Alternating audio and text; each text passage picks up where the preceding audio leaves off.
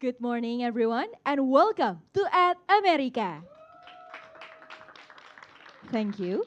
Ad America is the U.S. Embassy's American Center, where our mission is to provide a space for young Indonesians to express, experience, and explore American culture through our diverse programs and facilities we have. And ladies and gentlemen, now you're watching Education USA Pre-Departure Orientation, where you will gain valuable insights and guidance for your upcoming educational journey to the United States. And now let us hear the opening remarks from the Acting Deputy Chief of Mission, U.S. Embassies, Jakarta. Everyone, please welcome Pak Jason Rebels. Selamat pagi. Good morning, everybody. Welcome to Ad America, and welcome to all of our friends watching online. We are so excited that so many of you have chosen to study in the United States. Maybe I'm biased, but I think the United States has the best universities in the world. And so I'm really glad that you'll be joining over 8,400 of your fellow Indonesians studying at one of our 4,000 amazing universities in the United States. This year's a really special year for U.S.-Indonesia relations, 2024. And you saw some of the branding during the video and behind me where it says 75. This is the 75th year of the United States and Indonesia being friends and partners. It's also the first year where we're implementing what we're calling the Comprehensive Strategic Partnership. That might not sound like anything, but it's actually really important. I'll explain why.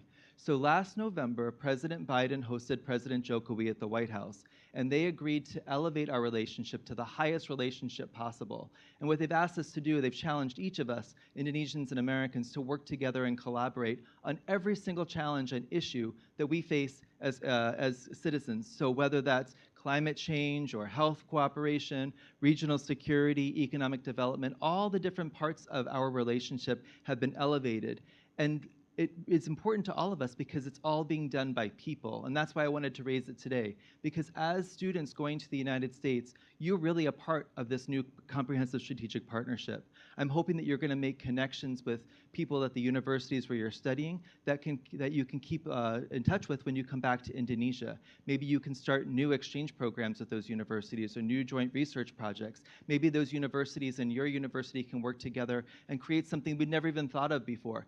I'm really challenging each of you to think about how, when you're in the United States, you can be the best ambassador for Indonesia possible, and then come back and be an ambassador for the United States here in Indonesia.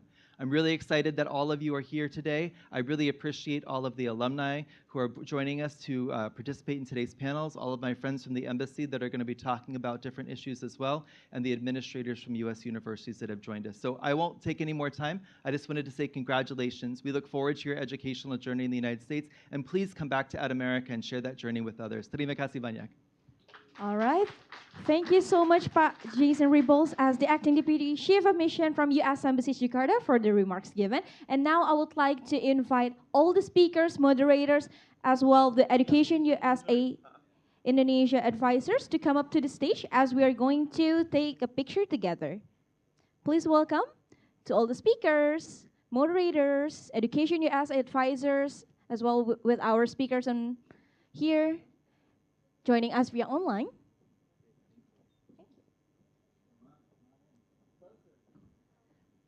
Please come to the stage. Let's move a bit forward.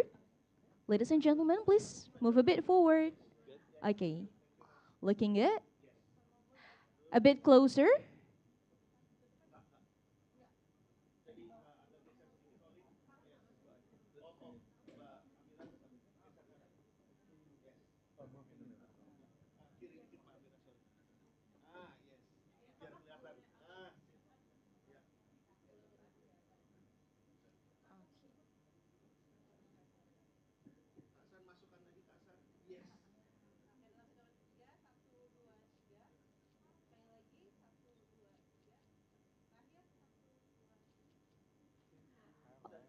Another camera.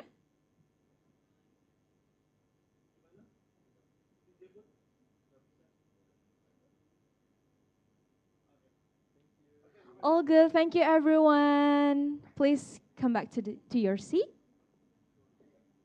All right. So, ladies and gentlemen, now we are going to proceed to the next agenda, which is the discussions. And for the first session, I would like to invite our moderator. She is an Education USA Indonesia advisor. And everyone, please welcome Kak Medinar Latupono.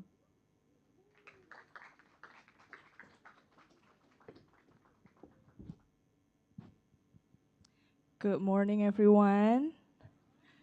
How are we doing this morning? Having a good time? Have already talked to someone next to you? Where are the? Okay, great. So thank you so much for coming this morning. My name is May, one of the Education USA advisors here at America. I wonder how many of you actually come to Education USA for your preparation to study in the US. I saw some familiar faces. I saw you on Zoom or in person. How many? Wow, hello. Hi, nice to see you again. Thank you so much. For anyone of you who is new to Education USA, let me introduce you a little before we proceed with our programs. So Education USA is an advising network from the US Department of States. We are in more than 170 countries worldwide, but here in Indonesia, we have 7 centers. There are, as you see in the map here, we have one in Aceh, one in Medan, 2 in Jakarta and at the US Embassy, and here at America, Surabaya, Malang, and Makassar. We have in total 9 advisors.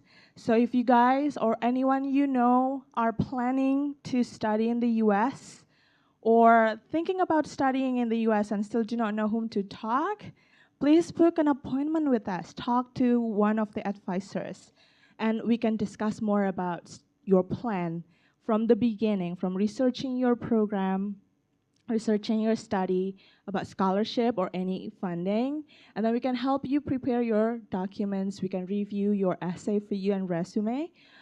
We can also talk about information about visa, and right now we have the annual program, the pre-departure orientation. So are you guys ready for today's event, our first session out of 3? We are joined online live from Seattle. She is international admissions counselor from the University of Washington. Any one of you going to University of Washington? Oh, I saw 300 people over here. Congratulations. Okay, we have Sarah Dawson. Sarah, the floor is yours. Hello, hello. Hi, everyone. Thank you for joining us today. It's super wonderful to see you all here and online, and especially if there's some people coming to the University of Washington, Seattle. Hopefully, I can see you on campus once you've arrived.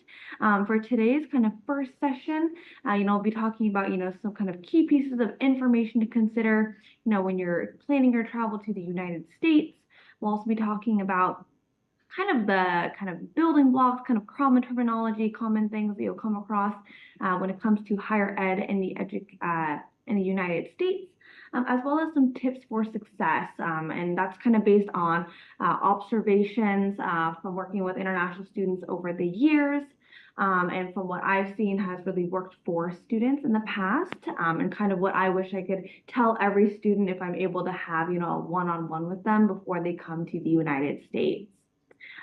So first and foremost, just kind of going over briefly, like I said, we'll talk about some kind of guiding principles. These are things that when I was thinking about, what makes a successful international student, what are kind of common themes, common kind of lessons that they take with them, and we'll kind of use that throughout the presentation.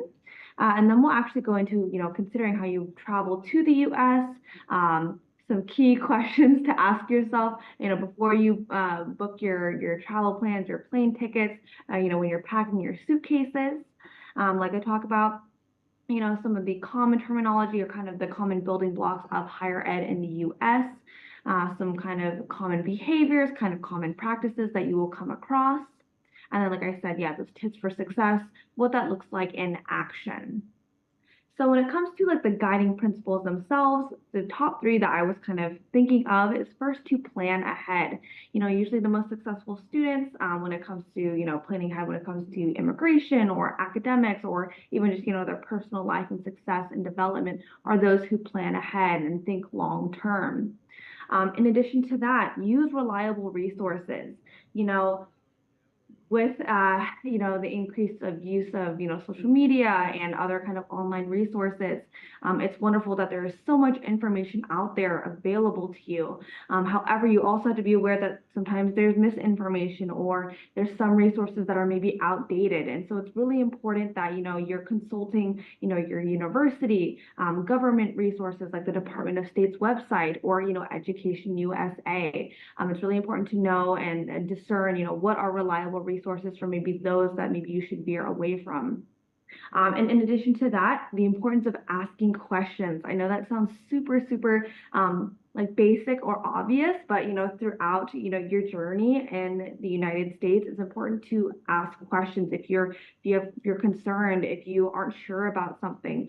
It never hurts to reach out to, again, your university, to your peers, to your classmates, or to advisors through wonderful services like Education USA. So in terms of actually traveling to the United States, some things that kind of come to mind before you even think about, booking the plane ticket, packing that suitcase, it's important to ask yourself, are there certain steps that you need to complete with your university before you can even arrive on campus? Questions like, did you submit, your final transcripts and your test scores? Have you had that, tucked away and ready to go? In addition to that, is there an orientation, whether that be online or in person, that you need to register for and attend, just so that, when you book your travel plans, you're planning ahead, you're going to be there on time to, to move into the dorms, to attend your orientation. Have you submitted a housing application? If you're going to be living on campus at the institution that you're staying at, usually there's like a process in place where you're submitting an application. Maybe they're matching you with a roommate to live on campus, and then you actually select where you will be living. It's really important that you follow that process, as well as, read all of the necessary contracts and documentation. In addition to that, oftentimes there are certain immunization requirements that you have to meet for your institution, usually like meningitis, other kind of basic immunizations. Again, these are really important. These are important things to kind of assess before you come and travel over. The reason being is because some universities might place holds on your account, or it might cause other problems later down the road if you just show up to campus and you haven't done those necessary steps before arriving. So kind of as we're going through the presentation itself, my hope is that the cogs are moving in your mind, and you're thinking about all the things, you're asking yourself those necessary questions. In terms of kind of the key considerations when you're traveling, when you think about transportation, I think that most students just think, okay, yes, I got to book that plane ticket from here to here. But it's really important to actually think about how are you actually going to get to the airport, right? Is someone going to drop you off there? Will you need to take a bus or a train? In addition to that, when students, oftentimes they think about, I arrive in this city, but they forget, oh, how am I actually going to get from the airport to the campus itself? Or, if you're arriving a little earlier before move-in, maybe you're staying at a hotel, or maybe you're starting a lease at an apartment. So think about, hey, do I need to book an Uber? Do I need to get a taxi service? Do I have, family that's in the area that can drive me to the campus? It's really important to think about those things. Additionally, there are many institutions where they, will provide that transportation service to incoming international students. So reach out to your university, talk to the admissions team or the international student services team, because usually, if they have a lot of international students coming in every single year, they can provide you a lot of guidance, advice. Like, for example, with students come to the University of Washington. So those of you who, I'll be seeing in the fall, usually people fly into Seattle Tacoma International Airport. And, they can either take an Uber or a Lyft or a taxi service, up north, or they might use the Link Light Rail, which is like our version of public transportation. And there's 2 stations that are near the university. And so, wherever you plan to attend in the fall, I would say just reach out and say, hey, how do students normally get to campus? Where airport do students normally fly into? That kind of insight can help make things a little bit easier when it can feel very overwhelming when you have to book those plane tickets or book other kinds of transportation. In addition to that, thinking about luggage, the logistics of luggage, I think it's when you get really excited and you think about all the things that you want to pack, all the things that you're going to need throughout your education, it can be really easy to kind of get carried away and want to just pack everything up and take it with you. But the reality is that, if you're just traveling by yourself, it can be really, really overwhelming to have like two really, really heavy suitcases and a backpack, and you come off of a very, very long flight. So it's important that when you pack, you're being realistic. What are you actually going to use? What are you going to wear? What do you really need with you? What are those essentials? And what are things that maybe you can leave at home? Maybe things that, if you're going to go home during the holidays, are you able to bring some of the clothes back if the seasons are changing and bring new clothes with you? Other kind of important details to consider too is how much, again, how much can you actually realistically bring with you, right? If you're bringing things, you have to put them, up above where you're sitting, and you have to take them across the airport and into the taxi service or onto the bus. It can be really, really physically taxing on your body. So just keep that in mind. And also a really core kind of component of this is what are you actually allowed to bring? If you're traveling internationally, and especially if you're having several stops along the way, there are certain regulations, certain restrictions on what you can actually bring into every single country. So make sure, again, that you're planning ahead, that you're using reliable resources like TSA to know what you can and cannot bring across international borders. And last but not least, this is kind of the document checklist that we give to students on what you need to bring when you're traveling internationally. These might be documents that you are asked to present if folks have questions. And so it's really, really important that you have those documents on hand or like with your carry-on. Do not put them in your checked luggage. If something happens to your luggage where it gets lost, and you don't have access to those documents, it could present, a very big issue. Or, if you're entering the United States, you'll need those documents on hand to enter, right? Some other things to consider is when you're traveling across time zones, or different parts of the world, you're going to have different types of climate that you're going to come across, and that's going to inform the kind of clothing that you bring with you, right? There are some places in the United States that have very, very extreme weather, like very, very hot during certain times of the year and very, very cold. If you're not entirely sure, I would say, give it a nice little Google search, or even, like I said, reach out to your institution, ask your university, what is the common kind of temperature range during this set months of the year, so that you can plan at least for half of the year, and then if you go home during the holidays, and then you can bring more clothes with you when you come back. In addition to that, as you're maybe traveling which way across the world, some other things to consider is time difference. I never underestimate the power of how disoriented you could be by traveling across different places. Maybe you're stopping, you're having a long layover, and you're coming over.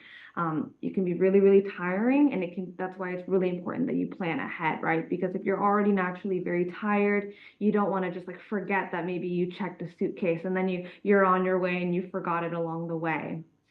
In addition to that, I always think it's really important to continue to be communicating with your family or your friends as you're traveling internationally, just for your own safety, especially if you're by yourself. It doesn't hurt to check in with them, give them a call once, hey, I've landed successfully, I have a layover for a couple hours and then I'll be over here. Or if, just sending them a text along the way would be really great. And then, asking questions, if some of these airports, if you've never been to them before, can be very large, very overwhelming, and very, very confusing. And so, if there's staff at the airport, if you're trying to find your terminal, if you're trying to find where your luggage is, it never hurts to ask questions. If you're trying to, catch, a taxi service or some other kind of rideshare service to get from the airport to another place, just make sure that you are using like a reliable service. It's really important that students aren't just getting into cars with strangers and going elsewhere. There are those companies like Uber and Lyft out there where there's kind of that built-in safety measures. Another thing to consider, kind of before you arrive, just thinking about it, and once you actually get here, is the importance of protecting yourself. Like I mentioned earlier, when it comes to communicating, hey, I've arrived here and, I've successfully gotten to the United States, or I've arrived on campus. It's really important that, they're in the know of where you are. I'm sure that your parents really care about your safety and want to make sure that you're getting there safely. Similarly, once you're coming onto campus, usually, you're, maybe talking to the International Student Services team. Maybe you're doing, the move-in process with the housing office at the university. It's really important that you're, communicating to them, once you've arrived. In addition to that, again, not to kind of scare anyone, but the reality is that, oftentimes international students are targeted by scammers, and maybe you've even seen articles about this online, students who maybe have fallen for scams and have, lost hundreds, potentially thousands of dollars. And so it's really, really important that while you're studying in the United States, you're being aware of this and that you're protecting yourself. Some kind of common scams that you'll come across. The first one being gift card scams. If you have someone call or email you and maybe they're claiming to be the IRS or the government or the police, or they're just someone impersonating being a professor or someone from the university and saying, hey, I need you to buy these gift cards for me and to send them over.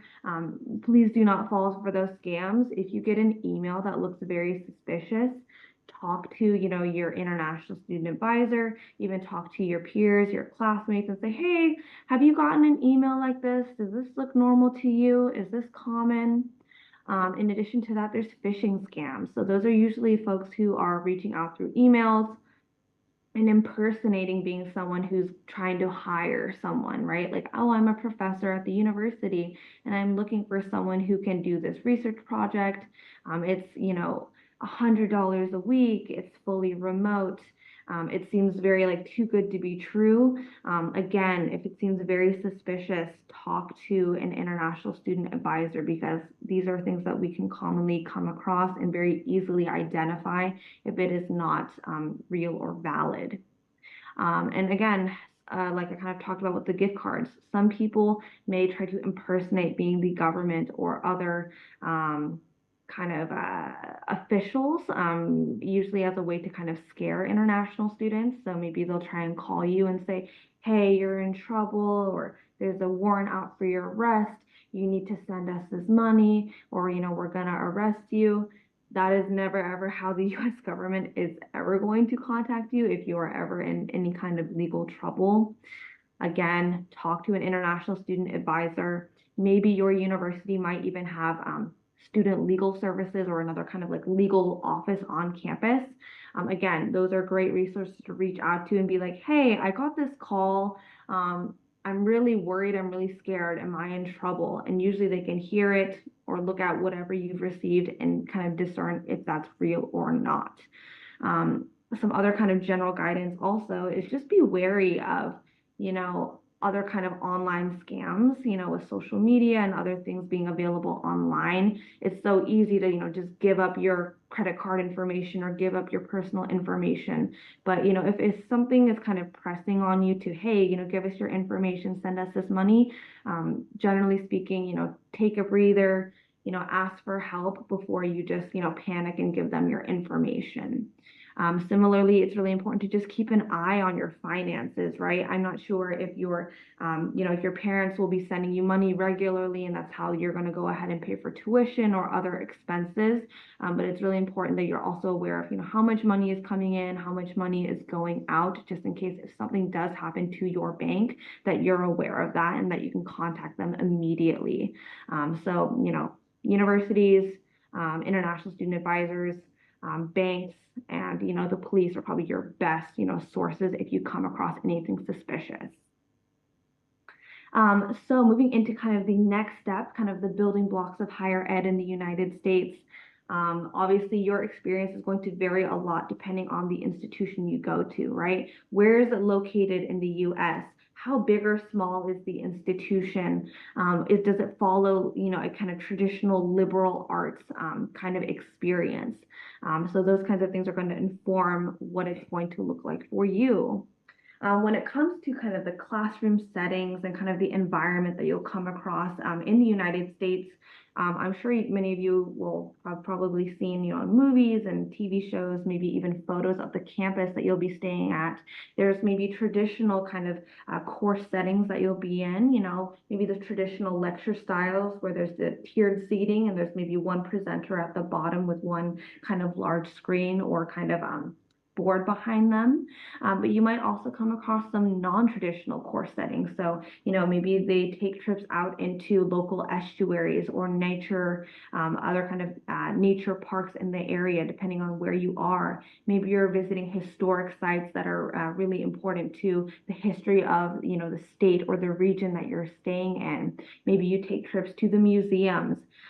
So the classroom setting itself can really vary depending on, again, where your institution is located, as well as even what the course is itself, right? Depending on, the natural setting, the natural landscape, and maybe the history of that area itself might inform where professors decide to take you. In addition to that, in terms of the actual courses themselves, you'll notice that professors may often, pose questions to the class or maybe arguments or claims, and they'll ask students, do you agree? Do you disagree? What are your thoughts about this? Generally speaking, courses in the US can be very, very discussion based. So as opposed to, the kind of traditional kind of setting in a lot of other places where maybe just the professor talks and the students just listen for, 1 to 2 hours. Oftentimes you're engaging in discussion with the professor, maybe amongst other peers, or maybe even there will be exercises where you'll turn to your classmates, you'll talk about things, and then present kind of what your discussion was to the class. Additionally, you'll also find that a lot of your courses are probably requiring a lot of collaboration, communication skills, teamwork skills. Maybe you have to, do presentations, or maybe you'll work with a team and present, a business pitch to the class. Based on what you learned and the certain theories that you're applying. And so it's really important that while you're in your classes themselves, it's important that you're studying the content that the professor is giving you, that the textbooks are teaching you, but that you're also understanding that your peers are also your resources. They are the ones that are really going to be helping facilitating your learning in the United States. In addition to that, some other kind of common norms, expectations, behaviors, practices, I guess you could say, that you'll come across that I kind of wanted to introduce to you all is first, the idea of a course syllabus. Because I think that this is something that's not too common maybe at the high school level, but it becomes very, very common once you step foot in an American higher ed classroom. Usually you'll have access to this either through like an online portal. So for example, if your university uses a service like Canvas, where they can post all the assignments, where you can put them, you can submit them online, or maybe where they post readings or announcements for the classes. And then some professors might even present physical printed out copies to you in the class. So, maybe on the first or second day of class, they'll hand them out. These syllabi will include information like, what are the course objectives? What are you going to learn in this course? What are the professor's office hours? Sometimes they'll even put like the reading schedules or kind of what the weekly schedules will look like for, if you're, for example, like on a quarter system, what are the next 10 to 12 weeks going to look like? They might also put some basic information about, what are your final projects, your final exams going to look like? What are the rubrics? What are the key deadlines that you need to submit things by? As well as also the grading kind of rubric or the grading breakdown and the weighting system of that course, right? Is it going to be 25% assignments, 25% exams, or some other courses might also have an attendance component as well that will contribute to your grade. So it's really, really important that you read the course syllabus. The reason being is that oftentimes courses will have you even do like a little quiz based on did you read the course syllabus. And then also as the course progresses and maybe they start talking about, hey, remember to submit these kind of key parts for your final projects. Usually that's in the syllabus itself. And so it's important that you know that ahead of time, as opposed to, when that deadline comes up and then you're like, oh, I don't actually know what this project is about. I don't know who I'm supposed to talk to about this. Be, sure that you're communicating with your professor if you have questions, but make sure that you read the syllabus first. In addition to that, like I mentioned, office hours might be listed on the course syllabus. Essentially, the idea of office hours is that professors will regularly have certain times of the day during the week open where students can just come in, they can ask questions, they can just chat with them, kind of use that space however they like. I would say for office hours, if you're able to come with questions, if you're, not sure about some of the course content, but also questions about even just the professor themselves is welcome. Maybe if the professor does research in a particular area that you're really passionate about, or maybe the professor has kind of a work background that maybe you're interested in getting into in the future. You can talk to them and kind of almost do like an informational interview. How did you get to where you are now? What kind of research have you done? What kind of advice do you have, for me as someone that's starting out in the field? Generally speaking, these professors try to build, good relationships with their students, ideally close relationships with their students where they're kind of like peers. You'd be actually surprised by the number of professors that you'll come across that will, ask that you call them by their first name. And I think the idea is that, they want students to feel comfortable talking with them, asking those questions. So office hours, I think a lot of students get really worried and really anxious, like, oh, if I show up, what do I need to ask? What do I need to do? Even just showing up and introducing yourself and saying, hey, I'm an international student coming from Indonesia. I'm sure that, plenty of the faculty on campus would be really interested in learning about your experience coming to the States, and are willing to offer support if you need any or if you would like any. In addition to that, just talking about citations, when it comes to, citing your coursework or citing readings or resources when you write essays or do or present research, it's really, really important that you know how to create proper citations. The most kind of common ones that you'll come across is MLA format, APA format, but there are also ones called like Chicago style, a few other ones out there as well. And depending on your area of study, it usually tends to lean one way or the other. And so it's important that, again, on the syllabus, maybe it might say, hey, when you're writing your essays, your works cited or your references page all need to be APA or MLA style. And if you're not sure about how to do that, usually, like I said, go to office hours, or there's oftentimes like physical books or manuals that you can purchase that talk about, how to format those citations. And there's also online kind of citation generators or online resources as well. I think the most kind of well-known one is kind of the OWL, Purdue OWL citation, where online it kind of gives you samples of what those citations look like and kind of the format that it would follow. And if you're also not sure, just even from those online resources, because they can be kind of confusing, if you usually go to like the Writing Tutoring Center at your institution, it's very, very common that students will ask about how to create citations. Another kind of key piece to, enjoying your experience, in university in general and in the United States is how do you make friends, right?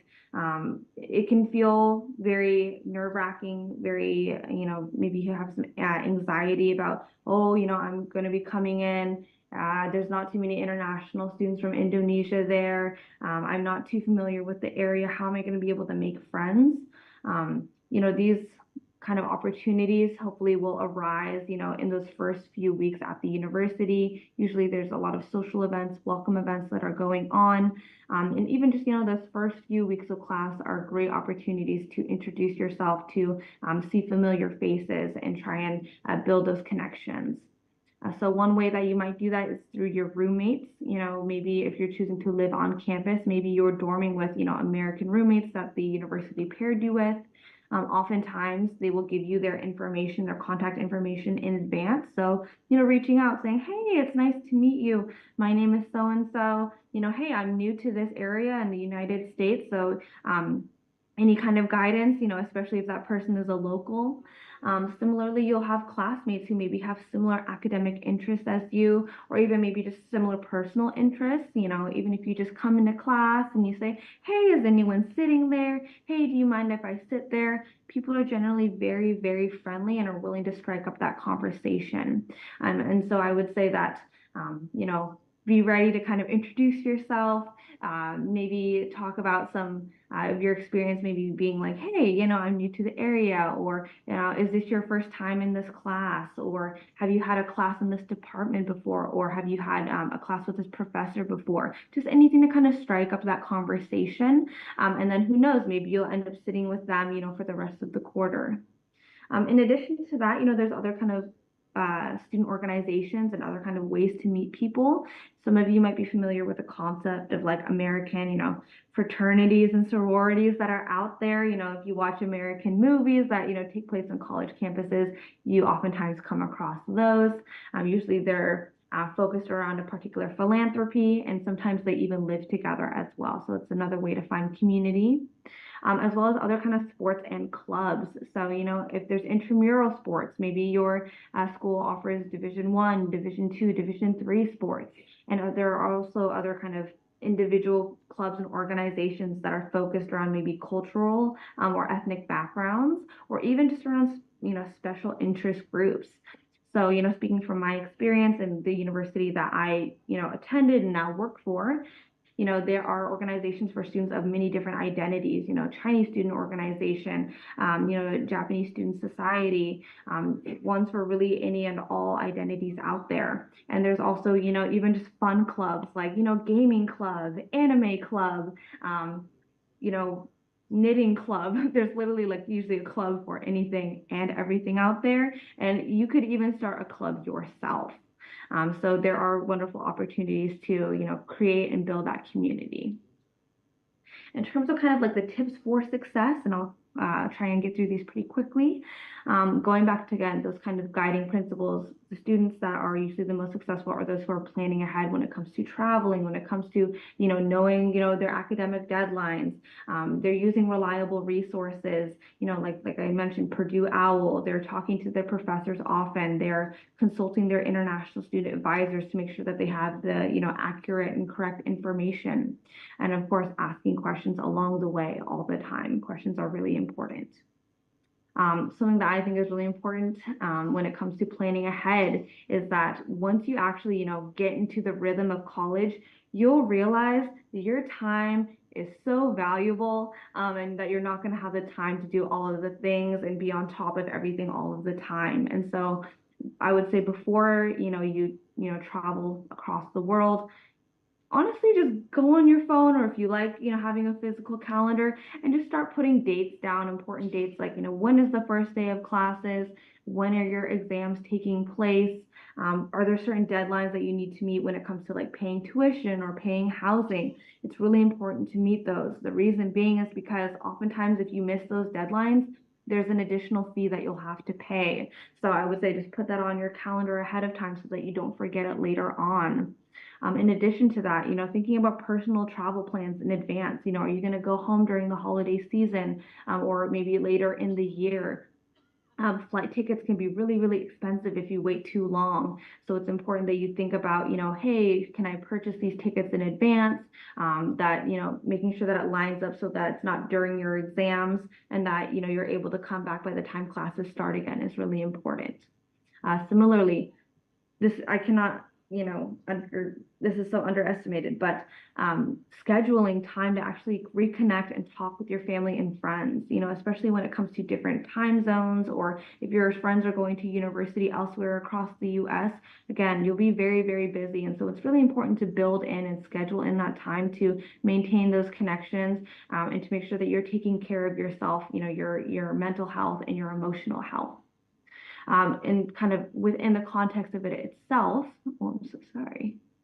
I see here. Sorry, I just noticed that there was like something in the chat, and I wanted to make sure that that wasn't for me.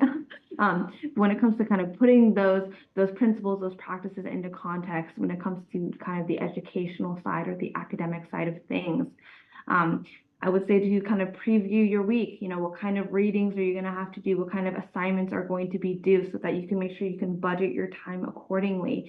If you need to make sure that you're managing your finances similarly, you know, are you building enough time to maybe prep some meals in advance so you can take it to class, or so that you're not, you know, buying food on campus? That's another way to save money. In addition to that, like I said, building those relationships and regularly meeting with your professors, or maybe if you have TAs in the class, those can be really, really great resources to you, and honestly can really impact the kind of memories, the kind of experience you have there. Some of my fondest memories from undergrad is some of the wonderful, wonderful teaching assistants that I had that were genuinely very, very passionate about the subject area and working with students like myself. And similarly, engaging with the campus resources that are available to you. It is surprising the number of resources that are out there to support students in every kind of way when it comes to housing, when it comes to mental health. Maybe there's some kind of clinic on campus that offers free or very low cost healthcare services. Definitely look into those, because obviously they can be very expensive if you kind of go to other third party companies. So I would say to try and be as informed as possible, especially in those first few weeks when usually there's a lot of outreach. There's a lot of, hey, engage with us, come to our events, come to our, learn about our programs. I would say to definitely, you know, either save those emails or just make sure that you do reference them later so that you're aware of them. Similarly, on kind of the more personal side of things, create a routine for yourself. That's really important, especially if you're living by yourself, or maybe, you know, just away from home for the first time. Finding the time to cook and clean and find time to study. It seems it seems easier, you know, before you do it, but once you're actually living that, it's really hard to kind of schedule that time. So, you know, usually thinking, you know, hey, is there a day dedicated to doing laundry? Hey, what is the best time of day, or when do I have the free time to actually, you know, do the dishes, and actually, connect with friends. In addition to that, like I said, you can, you know, reach out to your classmates. You can start your own study group. You can join student organizations. You know, when you're thinking back on your experience, you know, I know it's thinking far, far and ahead, but when you reflect back on your experience going to university, usually you're not just thinking about, you know, the courses that you took, but it's oftentimes, you know, the wonderful friends that you made along the way. And so it's really important that you're investing a lot of time and effort into creating those relationships. And I would also say to just honestly just take care of yourself and find what works best for you. The most successful students are those who are able to kind of balance the academic side and the personal side. It's really, really hard to do. And those are the kinds of skills that you have to develop over those 4 years at the university. You know, while it's really important that, you know, you're studying hard and that you're doing well and that you're, you know, really happy with how you're doing academically, you also need to be well rested and hydrated and well fed in order to be able to do well in your classes.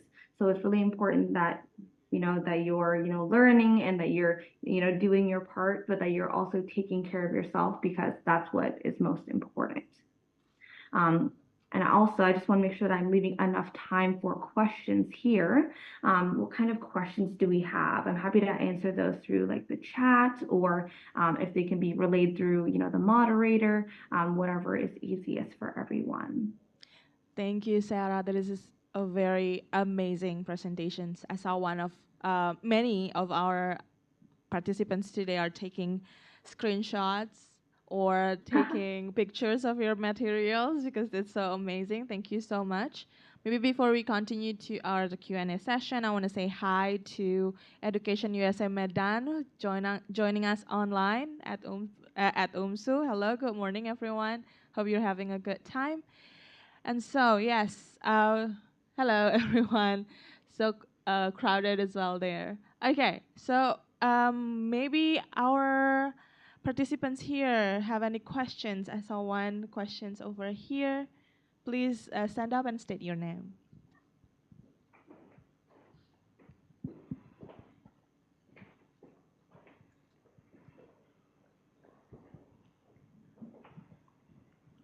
Di Thank you. Medan ada pertanyaan? Okay. Thank you for the time. Should I speak in English?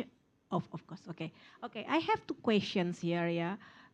Based on your presentations, you mentioned that the first time for all the presentations, say that ask yourself, have you submitted your final transcript and test scores? This is my question is, if we want to study to USA, so what we should prepare for the test score, the minimum scores for the IELTS or and the SAT. Okay, that's my first question. And the second one is, you see, this is the University of Washington. It is located in Seattle. And there's another university like Berkeley or Illinois, yeah, which is different area. The question is, there is any difference first living cost, and the second thing is about the scores. Is it any differences? I mean, like, okay, if you want to go to study to Seattle, the scores will be higher than Illinois or California, just like that. Okay, there are two my questions. Thank you. Oh yeah, my name is Rika. Anyway. Thank you, Rika, Rika. nice to Wonderful meet you. questions. Thank you so much. Sarah? Yeah, I'm super happy to talk about that, and I'm going to go ahead and go back to that previous slide that you were referring to, where we're kind of asking those questions. Those are, mostly questions to kind of get students to think about, hey, did I do all of those necessary steps that the university is requiring me to do? Because usually, once a student is offered admission, and they kind of get into the kind of orientation phase or kind of the, okay, now you're an incoming student. Here's the kind of the checklist that you need to complete. Oftentimes, and this is dependent completely on the institution and the university you're attending, they might need you to submit your final transcripts. Maybe there's, test scores that you also need to submit. Again, it really depends on the university. Like, for example, for the University of Washington, when students are coming in, we need them to send their final transcripts. If they've done AP or IB courses, they have to send those test scores over so that we can award credit for them. And, we send out those emails kind of reminding students like, hey, you need to remember to send those to us. So that we can make sure that we're reviewing your academic record, and because we don't want to place an academic like a registration hold on their account. And so depending on the institution you might be going to, I would say it doesn't hurt to reach out to the admissions office and be like, hey, is there any other additional documents that I need to send you? It's better to ask sooner rather than later, because, oftentimes students reach out once there's a hold that was placed on the account. And that kind of prevents them from registering for classes. So this slide is more about just, hey, depending on the institution you're going to, there's usually certain kinds of tasks, kind of loose ends that you need to tie up before you can just step onto campus and start classes. When it comes to, I believe, the second question, and I know you talking about, I think you mentioned Berkeley and maybe a university in Illinois. It really is up to the institution. Because, like, for example, students and parents might ask, is this how U.S. or American universities do it? But really, every institution is extremely, extremely different, and that's just up to the institutional policies that are in place. So I think the kind of bigger distinction to make is usually, difference between public institutions versus private institutions. And, those policies can also change over time. Like, for example, the University of Washington used to require SAT and ACT scores, but now we are test optional. So we do not require students to submit those to us. So it really is up to the specific institution that you are attending in the fall. So again, reach out to the Office of Admissions to make sure that you're sending in all of the necessary documentation and that you're completing all of those necessary steps. Great. So it very depends on the institution you're applying, so you can find more information right away to the institutions, or maybe book an appointment with Education US advisors. Okay. Any other questions over there? Please state your name.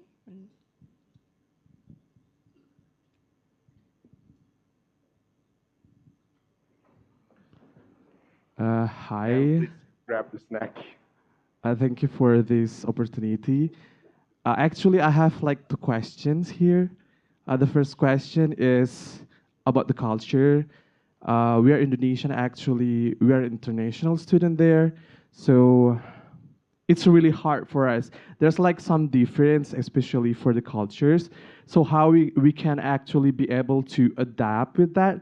Because, because of the difference, sometimes it's really hard for us to, to adjust with a new certain situation. So my first question is kind of like how we can adapt with that easily. That's my first question. And for my second question would be like, in order to prepare ourselves for getting a better job after graduation, so how we can actually prepare ourselves to get like to seek to prepare ourselves to seek like a better job after graduation. Maybe to prepare for our LinkedIn or something like that. Thank Yeah. you. That's Thank you. my Yeah. question. And your name is? Ritsa, sorry.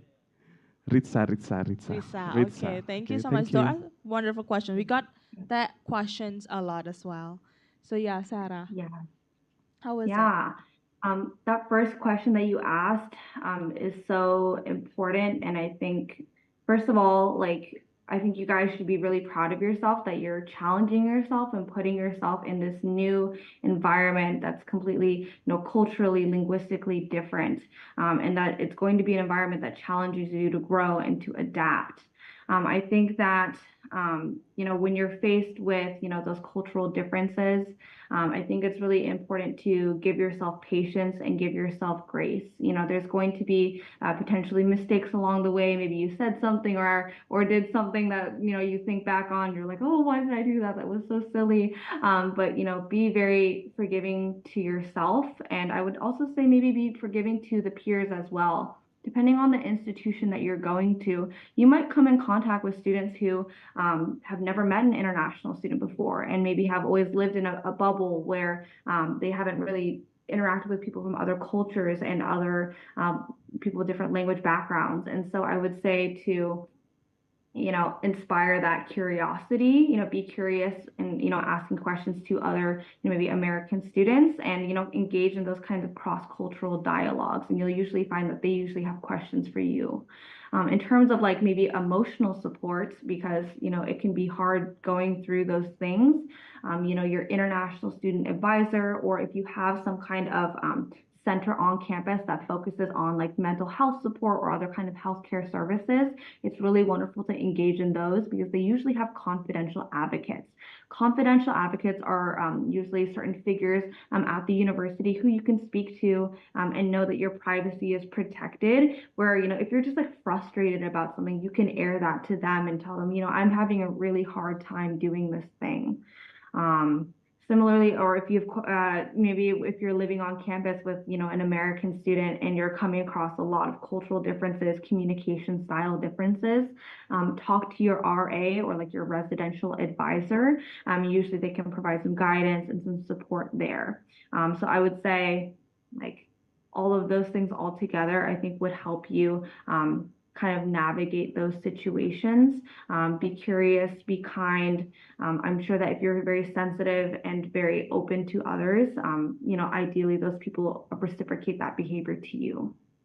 For the second question about kind of career readiness, there's kind of multiple things to think about. I would say the first thing that kind of comes to mind for me, because I come from more of an immigration background, is to talk to International Student Services, go to their website and learn about the kinds of work authorizations that you can have as an F1 international student. There's something called, curricular practical training, optional practical training.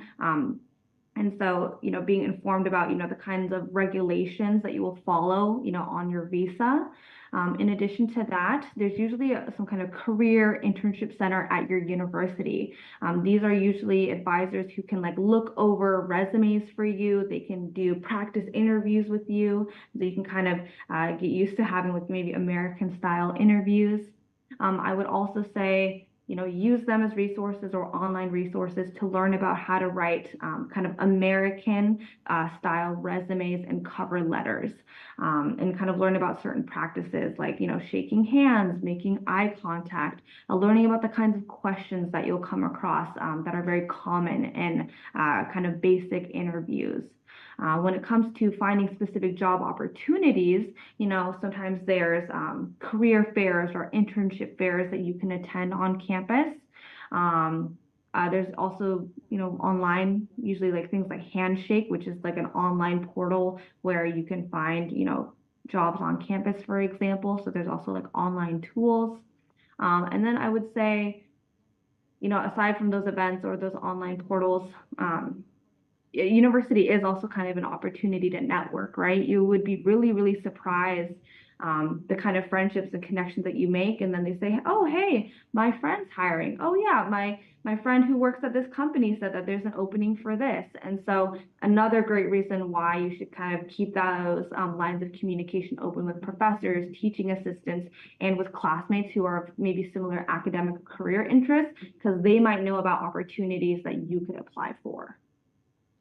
Okay, so basically you can also use resources provided by the campus about this to adapting in the US and also about the career path after finishing their study.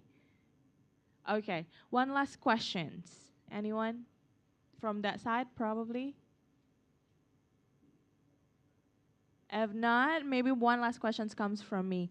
Sarah, recommend us one one American experience our students should experience, or American culture that they should experience. Ooh, one American kind of experience. That's a good question. I think, super great question. I'm not sure if it's like I'm trying to think if this is kind of what you're asking for, but I think that's really interesting to kind of learn about maybe like the local or kind of like common cuisine to that area, right? Because the United States is quite large and different regions specialize in different kinds of food, right? Like for example, in the Pacific Northwest, we're known for like seafood. And so when people come here, they want to know about like the salmon that we have. In the South, they have a lot of very like a lot of fried foods. And so that's very different. And, trying to think what other kind of, for example, Maine, also known for seafood because it's also, up on the East Coast up there. And so I would say that students should definitely be adventurous, try the local cuisine, and that's kind of a fun, I guess, kind of American experience. Otherwise, what else would be very good? Traveling. Depending on where you go to school as well, there might be other kind of local events, right? I think that's something that's considered very American. I guess are like state or like local fairs, things where they have like roller coasters and games where you can win toys, or there's like Ferris wheels and things like that. I think that it's very maybe an American experience. And so depending where you go to school, you might also be able to go to those kinds of events as well. Okay, thank you so much, Sarah. That's a wonderful presentation. Please give one more applause for Sarah. And thank you for everyone. joining us. Thank you. Yes, thank you. So next we will talk more with our alumni, wonderful alumni. So I will give it back to Farah. Okay, all right. Thank you so much, Kak Medinar Latupono, as one of the Education USA advisors in Indonesia, and also to our speaker who joined us today via online platform, which is Sarah Dawson from International Admission Counselor, University of Washington. And ladies and gentlemen, now let's proceed to the next session of our talk show for today. That will be led by Ka Edward Sutanto as Fulbright alumni from Johns Hopkins University. And everyone, please welcome Ka Edward.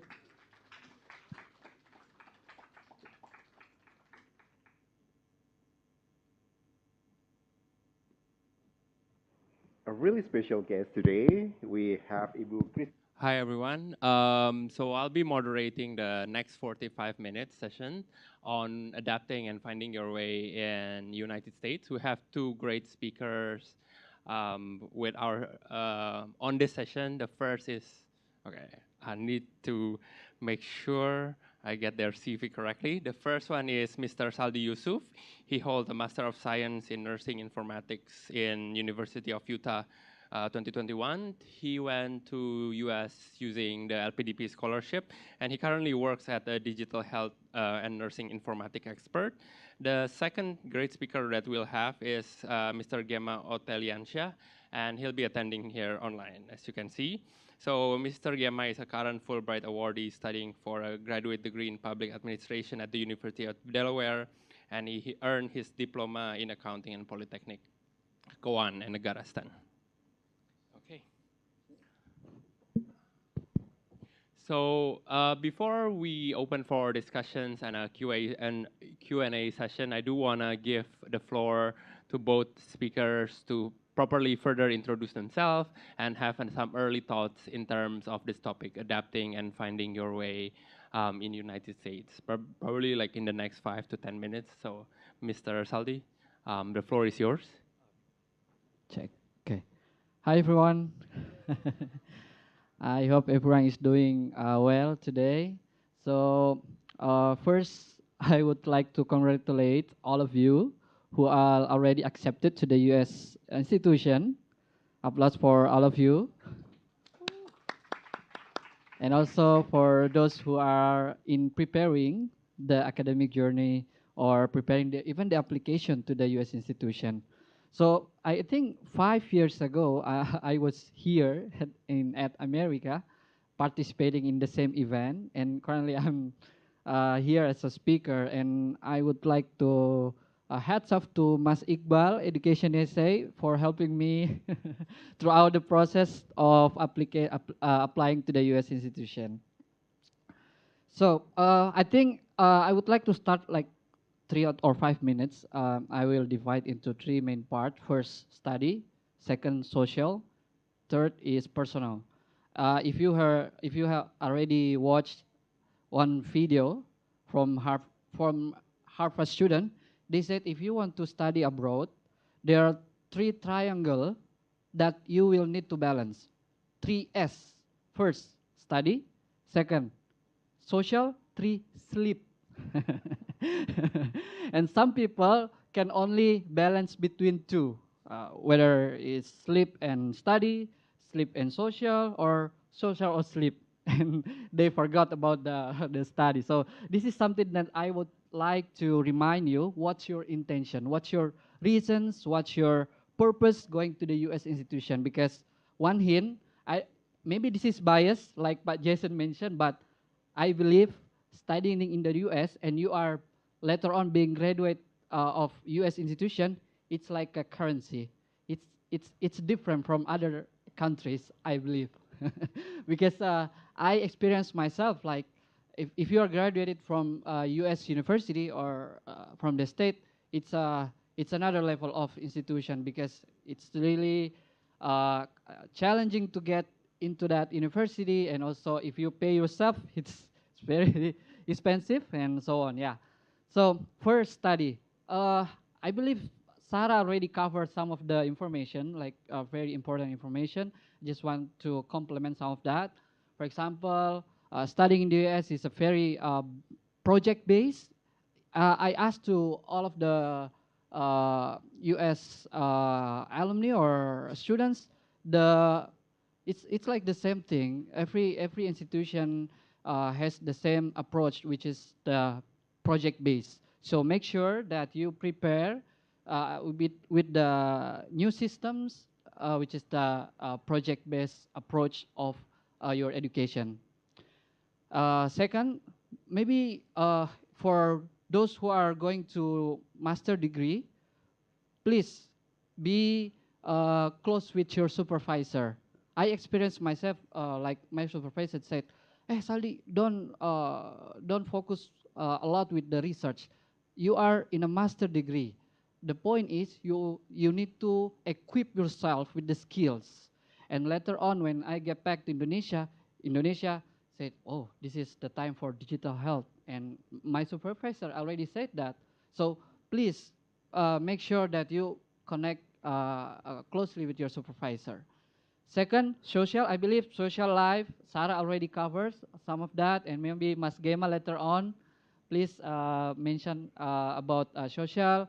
And the third is the personal. I think personal maybe for those who are Muslims like me, please ask questions and we can share to each other.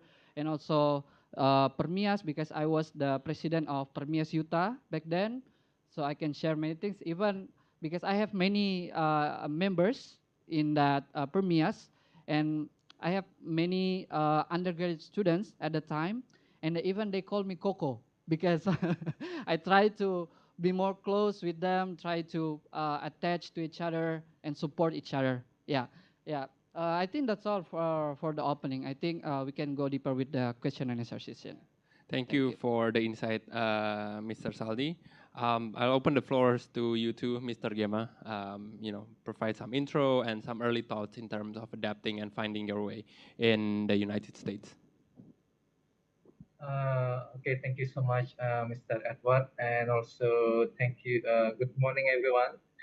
But I'm right now in the Arizona, same time with Miss Sarah. We are in the West time, and today, right now is like on 9 p.m., maybe 9:30 p.m. So it's night. It's in the night, and I would like to introduce myself. My name is Gema Otheliansyah. I'm a Fulbright awardee, and I have been accepted in University of Delaware, which taking Master of Public Administration. And right now, I've been assigned by Fulbright to take a long-term English course since March until July. So right now, I just like study English to improve my English proficiency and also to help me socialize and also adapt it with the U.S. Environment. And uh, the the good thing that the good reason that why I want to choose to study in US because in US we call US is like the land of opportunities. So many people come here, especially many smart people, and you will surround it with many smart people, and then uh, based on my experience, like I am a government officer in Indonesia, and I think the governmental system in Indonesia is have a similar governmental system. So that's why I choose America to influence to improve my knowledge, especially in policy making process. And I think that's all for my shortly introduction. Maybe we will talk later in the discussion. I give it back to Mr. Edward. Sure, thank you.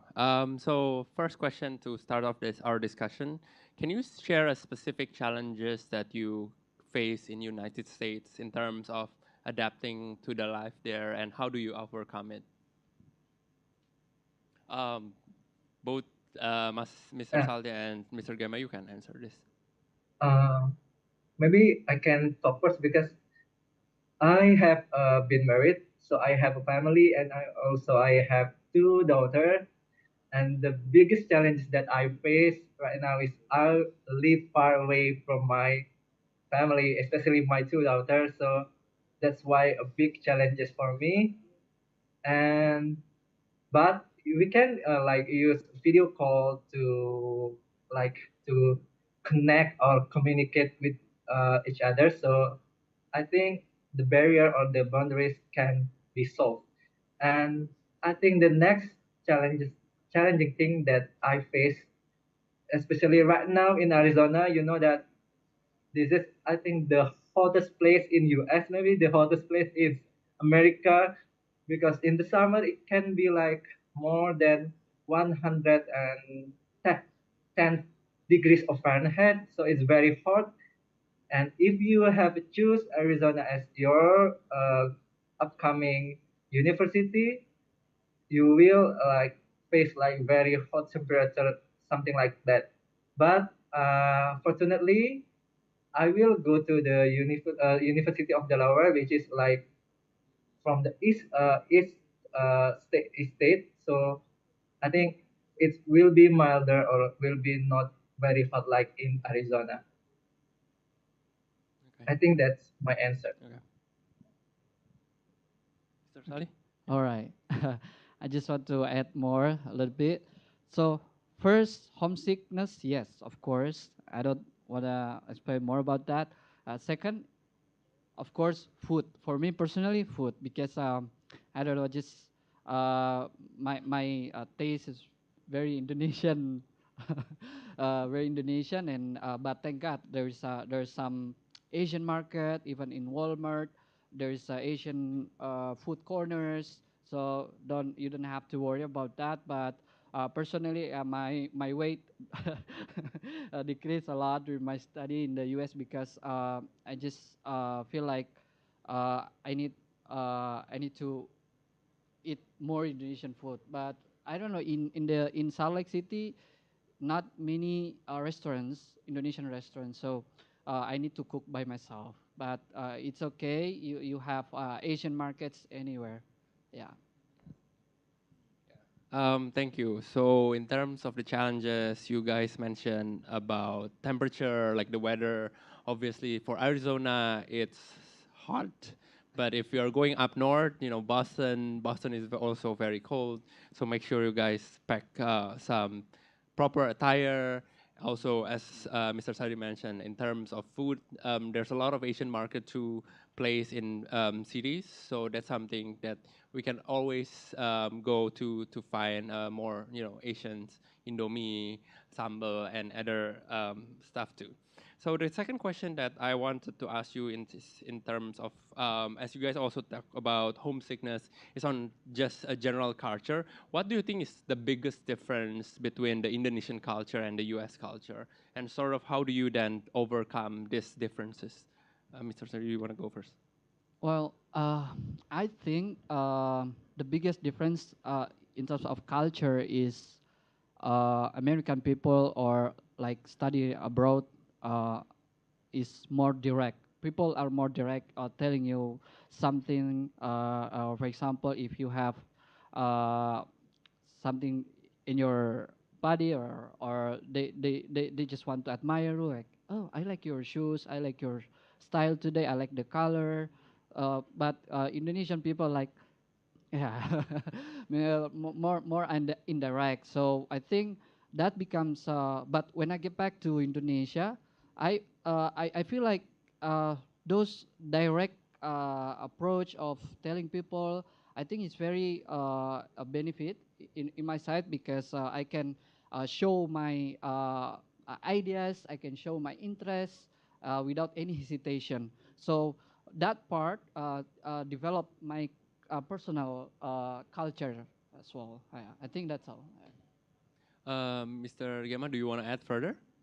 Yes, I have the same opinion with Mr. Saldi that I like my professor or teacher in Arizona really helpful, and also they give a compliment when we do a good thing directly, and it is like improve our confidence and also improve our, like, we can do the tasks in our class. And also because there are many smart people from other countries, like it will like encourage you to be a better person in each day. So that's why I think the environment in US really help you to be a better person. Sure.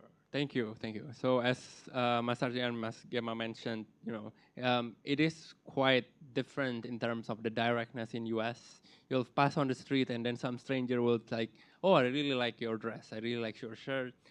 They compliment you, and that's quite a common occurrence. I do want to then go on further in terms of resources. So as international student, could you expand further? What kind of resources are there for you to help your journey in terms of adapting or in terms of pursuing a master or even PhD degree in US? What resources do you use? How do you find those resources? Yeah. Um, I would start with the writing center or language center because international students like us, uh, some of us still language is a barrier, especially for the writing. Uh, Doing academic writing is a very challenging thing, and then some of the terms are not very familiar for us who are not native. That's why writing center, language center is very essential, and don't hesitate to visit and set an appointment and as many time as you want because they don't limit you how many times you want to make an appointment with them. And even when I uh, submit abstract or a paper to a conference, uh, like almost every day we conduct the correspondence and help develop the right paper and submit it to the conference. Even in my department, for example, they have a special allocation like a fund for the students, like me, for example, for master or PhD students, called Early Career Development Scholarship. So you will get like additional besides my LPDP scholarship, support for the conference. You will also get from the university because some of the departments has that have that funding for you. Yeah. Over. Mr. Gema, how about your experience in terms of finding resources that helped you adapt and pursue your masters? Uh, I have also same experience with Mr. Saldi. Beside the Fulbright scholarship, I got also additional scholarship from my university, University of Delaware, and it is really helped me to pursue my study at that university. And also, I think the University of Delaware will offer me like several chance or opportunity later in especially in the summer. They will like give us for international students to join a fellowship or also like especially in my field, like I am in public administration, I have a chance to join legislative fellowship. So later I will work together with the senator in that state, in the Delaware state. So I will learn many things about how to make a regulation, how to make a policy later, which is very beneficial in my future career. And uh, and also the officer in the University of Delaware really helped me a lot because she like explained what the course that I really need at the first semester. So I will be focused on my study and will help me to get the higher grade or maybe to make me study well later. Thank you. So And it's don't so no no I want to add one thing. Don't be shy or don't be afraid to ask if you don't understand about anything. Just ask, and they really will help you. And even like a silly question, they will answer it. So be brave to ask. thank you. That's a very important advice. So, never afraid to ask a question, both in terms of in the classes, but also in life, in terms of adjusting your life there in US.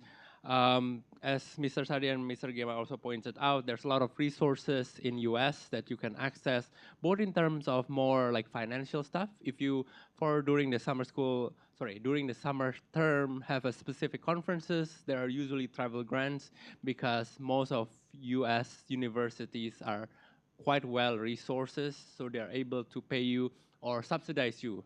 That's one of examples, but as Mr. Sardi further mentioned too, there's a lot of writing resources that can help you, mental health counselor that the previous session also talked about. Now, sort of pivoting from resources from the universities, how about resources more like network or support from your peers for Indonesian students? Can you also talk about how you find networks or how you find the student life both in the U.S.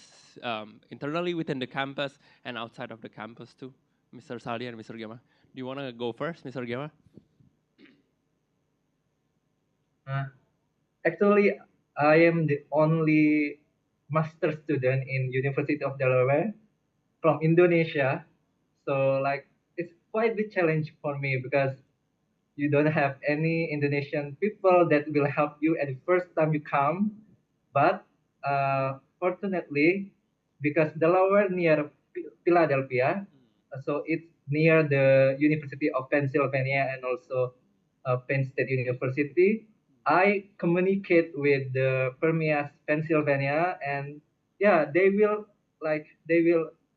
welcome you and will help you. So I think it's not a big challenge because you will find other other people from Indonesia, and also because in my at my case like because I Delaware State near like Washington D.C. too because in Washington D.C. there are many Indonesian people, so it's easy for me to find the Indonesian community. But yeah, like Mr. Saldi said before, that there are you can enrich, you can also communicate with Permias. There are many Instagram account of Permias, so it's really easy to connect with Indonesian community. Yeah. I would like to ask and divide that into two. First, with the locals or with the other international students, and with the Indonesian students. With the locals, I think ensure that you attend the get together or orientation, because some of the orientation are not formal. It's maybe the professor will take you out to the forest or to the mountain or to the camp area. Please, I suggest you to join that orientation or get together events, and also ensure that maybe because some of the participants here are preparing for the undergraduate study, I suggest that if you can live on campus, I think that's the most suitable one for you at the first time, because you just graduate from the high school, right? And you need more friends. You need to get together each other. I think living on campus will help you a lot because they have many resources and many activities. It's different from the master students or PhD, because majority of us are self or independent learning style. So you need to read yourself and then go to the library by yourself. But for the undergraduate study, please, and get together and reach out to your peers, undergraduate peers, because you will need this type of environment. Second, for the in terms of meeting with the Indonesian students, I think Permias will be the best options for you. But you don't have, if you in your area doesn't have Permias, please reach out to the greater Permias area, or you can contact Permias Nasional, and they can connect you with the right persons. And then second, after school or after class, of course, you will have many other Indonesian, but Mas Gema, you can also reach out to undergraduate student, because some of I'm the only one master student at the time as well at the University of Utah, but I have another friends who are master at the State University of Utah, another university, but almost 20 or maybe 30 students are undergraduate. So that's why I told you in the first presentation, they call me Coco. Look at me. How they call me Coco because just we are so close together each other, and we prepare the events. For example, we prepare the Independence Day with the Indonesian community, lunch together or something else. Yeah, I think that's all. So there's a lot of support too coming from the Indonesian community to make sure that the Indonesian student there are successful. If you guys are near, for example, New York or Washington D.C. especially, because we have an Indonesian embassy there, they'll throw the routine event. So 17 Agustus, our Independence Day will be like massive Indonesian affair, for example. Then you can get siomay, pempek, sate, whatever food that you miss, for example. But that's just like one example to show you that there's still a lot of Indonesian food or culture and the support system that you can also access while you're in the US too. Speaking of in terms of social activities with Permia student, how do you balance, Mas Aldi and Mas Gema, how do you try to balance between academic life and your social life too? I guess this is also touch upon the triangle thing that you mentioned too, Mas Aldi, like you're still a student, but at the same time, it's also important for you to expand your network, both like to the Indonesian student, but also externally. Then how do you want to balance those two? Do you have any tips at all, Mr. Gema and Mr. Staldi? Yeah, I think I would say it depends on the persons, because some of the person are introverted. So sometimes when it in the afternoon the social battery it's going down, and then they don't have any times to get socialized. But in terms of balancing things, I think we need to connect with each other. Yeah, of course, with creating a group to share. Even they can share you best food in town, or even sell best failure things. Yeah, they can share you some of the equipments or books that you will need, because some of them are your seniors or other subjects. Because studying in the US, you can choose subjects freely, independently based on your needs. So that's why it's easy to share books, materials to each other, and yeah, in that way you can get socialized with them. Okay, based on my experience, because most of my course will take in the evening time. So in in the morning, I will have a spare time to do many things. So I will use it to create a balanced life in my study later. And I think like we can, yeah, in my spare time, I will like do exercise or maybe go to the library. And also in my university, there are many like clubs that you can join. For example, like Muslim Student Association, or maybe like because I because I will take like a public administration, or it will I will take I will join a club that called Democrat Club, because Delaware is a state from that occupied by Democrat Party, so they have many association with Democrat Party. But I don't want to get in the political area, but I just want to learn how the party create a make organization or something like public policy thing. So it is very interesting too, because you will meet many people. And also, yeah, you can join many club. And also, if you have any spare time, you can also go to other states if you have any money. And just enjoy the study in US.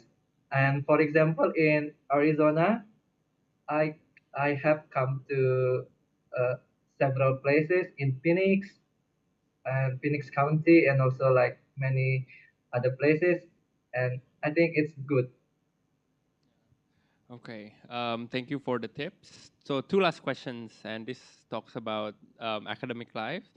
The previous session also expanded a bit about how, in terms of classroom setting, it's quite different. Students are expected to participate, ask question, approach the professor. How do you, Mr. Saldi and Mr. Gemma, go about building relationship with the professors, because they are the expert in the field? They're the one who can provide you connection to for future jobs if you are interested in a specific topic. So how do you go about interacting with the professor when you're in the United States? Um, Mr. Gema or Mr. Sadi, you want to go first? Okay. Okay. I think in terms of having a good relation with the professors, uh, every professors has their own projects. Make sure to involve, yeah, to get yourself involved in the project, because I experienced myself starting from entering the first semesters in the fall 2019 at the time. I directly joined the project of my professors. So that's why I have 2 years in the hospitals doing the project. So besides doing my master coursework every day, class by class, I also went to the hospitals conducting my project with my professor. So I think there are many research. Even I have my own room. My professor give me a room or cubicles to sit in every day, like my office, to do my job, to write the paper or conduct coding things like that. But for the bachelor degree, I think, or for the undergraduate students, I think uh, the most options you have is like joining the, I mean, the club probably, yeah, or a study club, yeah, study club. Yeah, I think that's also an option for you. Yeah, that's all for me. Mr. Gema? Uh, in my experience and also in my opinion, to build a good connection with your professor, you can approach them like they will help you. They are really helpful. For example, in my experience in learning English in University of Arizona, most of my professor have a different way of teaching. But when you, if you have any question and you brave to ask, and because you don't understand it, they will like don't say like they will not like you are why you don't understand this. Uh, they will give you like many uh, answer and also direct you to understand the course. And I think I don't know, in University of Arizona, all the professors are really good and really nice. But I hope so in my next university, University of Delaware, I will have a good connection too with my professors. So I cannot talk many things about how to connect with professor because I don't have any experience yet. Yeah. So thank you for that. So the professor there are very open to welcoming to international student. You do need to find them early, find a project that you want to join, and then just be active to approach them. I do want to pivot to the Q&A session right now. If you guys have any question to our panelists, feel free to ask. Raise your hand, introduce your names, and then shoot up your question.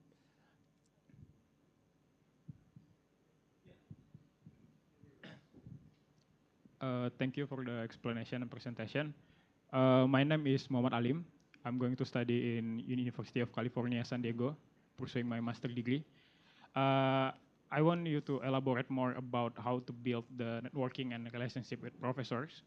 The idea to, and then you also mentioned about project-based and research-based, and I think we have to really ensure we build proper relationship with them, because in Indonesia, based on my experience, I think everyone experienced the same thing as well. It's quite difficult, like to approach, reach our supervisor, and I think, and I'm curious, how is the culture in US? Is it also difficult for us to reach them, because some of their professors there are experts, like leading expert in their fields. So probably they have like arrogance to teach the international students to share their knowledge. Because like in my case, I already talked to my professor as well, but he mentioned to me that I probably will find difficult to have time with master student, because I barely take a master student for the past like 10, 15 years. I prefer to work with doctoral students and solve things. So I think, how do you can ensure we can work with them better. Yeah. Thank you for the question. I think this is especially for Mr. Saldi. You want to answer it? Yeah. Congratulations, Mas, for your acceptance. So, in terms of building the or close relationship with the professor, again, yeah. If you encounter any difficulties in connect with your professors, I want to share one more resources for you. One more resource for you is the i- international student service centers kind of things. Yeah, because at the time I experienced the same thing at the first time because I think I need more tips and tricks how to win my professor's heart. So I asked them a lot in the international because international student advisors, they suggest us, oh, this is what you need to do. I saw her expertise in this, uh, and also you can get one-on-one session with your professor. So if you don't have any like a background examination for your professor, like I don't know what are the current projects going on with her or with him, but you can just set an appointment with them, or even you don't have you don't have time with the full professor. Sometimes the professor has another team or like associate professors.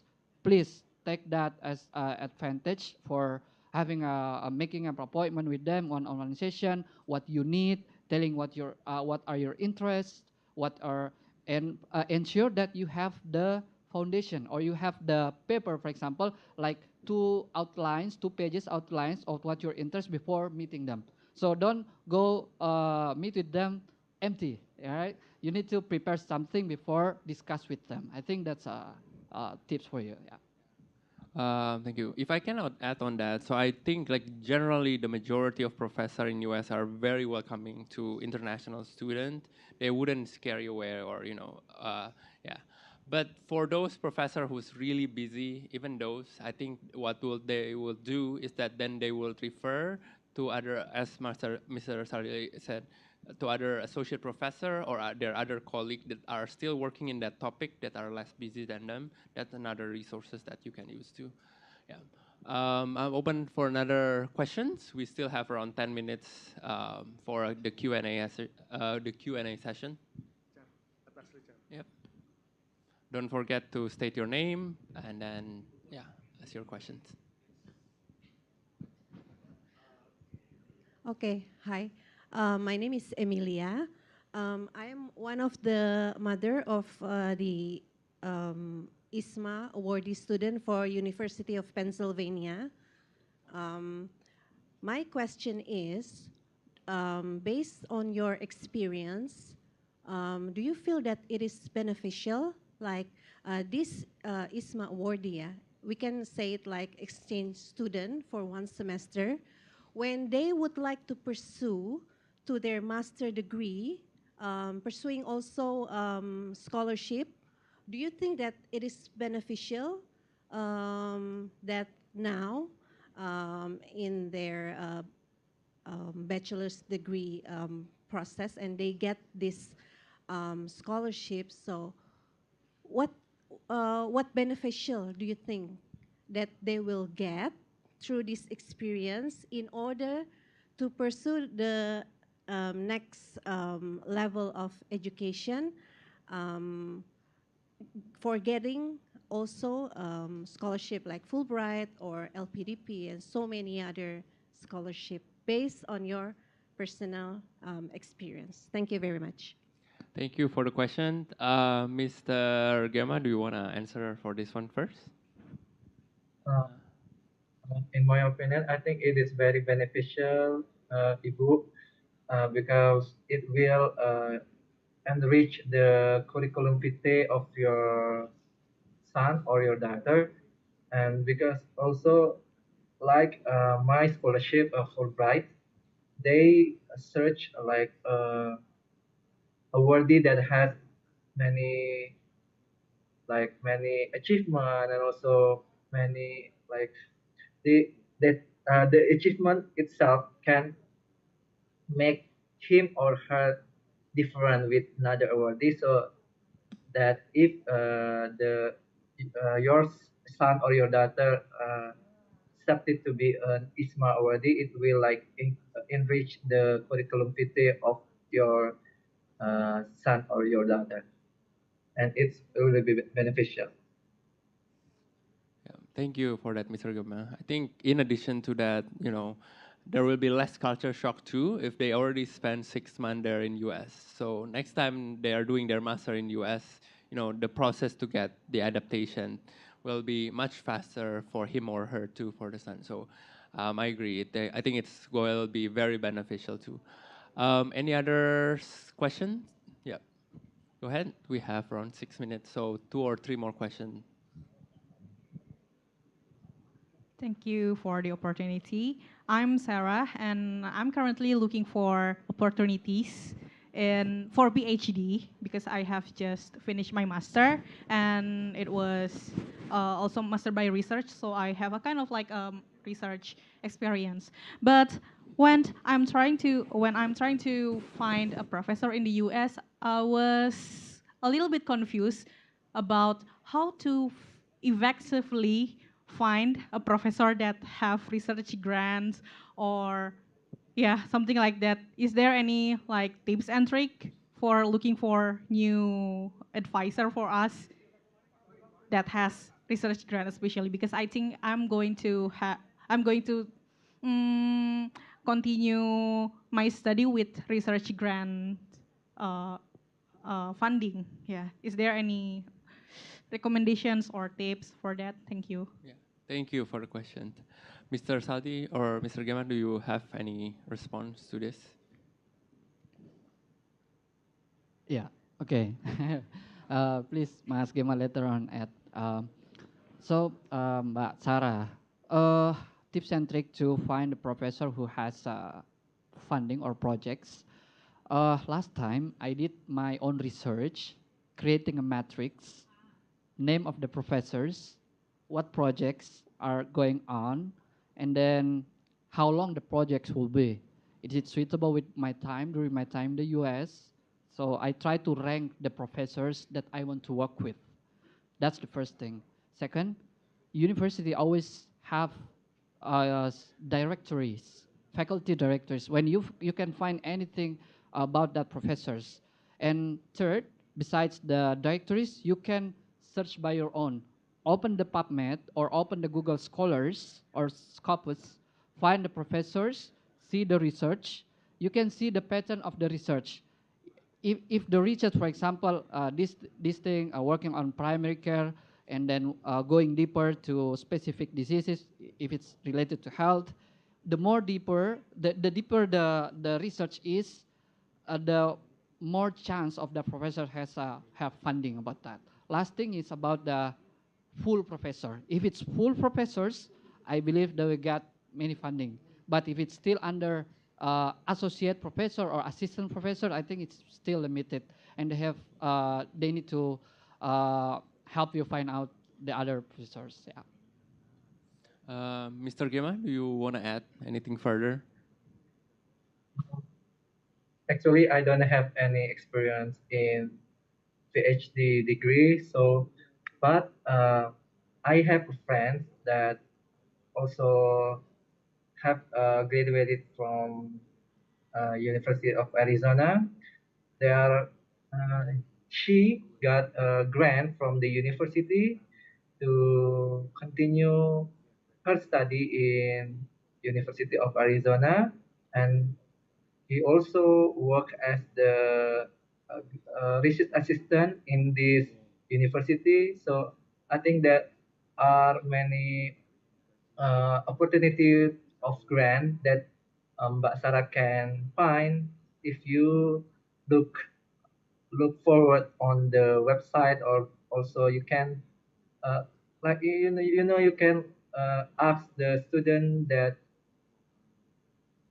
of the university that you want to go. I think that's the answer for that question. Yeah, thank you for Mr. Gema. Two additional tips, if I can add. The first one, it's never wrong to do cold emails. If there's professor, there's no harm at all sending them an email. The worst thing they can do is they don't reply to you, and that's fine.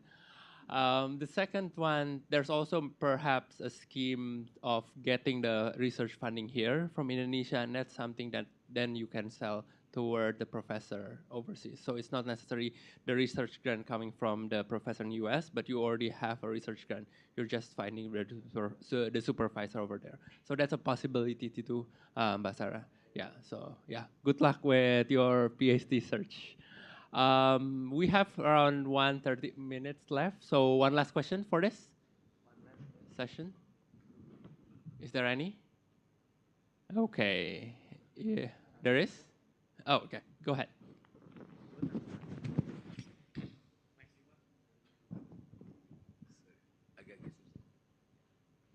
Okay, hello. My name is Miri Januar. I'm an incoming student at Boston University School of Theology, and my concentration is religion, climate change, and sexuality, especially in the LGBT community. And I'm concerned about racism issue in United States. Have you ever experienced the Asian hates and racism in United States, and how you deal with that? And the second one, talking about the politics in the United States, is there any impacts of impacts to international students regarding to politics in the United States? Thank you so much. Yeah, go ahead, Mr. Saldi, and we'll open to Mr. Gema too. Yeah. Me myself never experienced any Asian hate or even Islamophobia during my time, because I think in the campus environment or university environment, it's very safe, and even they have many resources to help you. They have like a crisis center, and when you can directly tell them that I experienced this, blah blah blah, or something. And it's different when it's outside of the campus. Probably it depends on our how we behave, first, and then second, if you don't do anything wrong, and you still get the bad action from other people, probably you will. I mean, I never experienced that, so that's why I don't have. And my friends also um, don't have any experience about Asian hate or something. But we just stay to follow the, because when we join the orientation, some of the advisors told us that you need to do this and avoid this area or something, and don't if the latest or night hour, you can go back home like 10 or 11. And also you have even like social media, they we have orientation especially on social media. For example, please don't post anything during your time in that place. Post it after you already in your home. I think that's very interesting, because if we do that, it ensure our safety. So I think that's maybe some experience I had. Yeah. Mr. Gema, do you want to add? I actually don't have any experience with Asian hate or racism in my class, because actually in my class there are many Latinas or from Central America, but they are very friendly and they really respect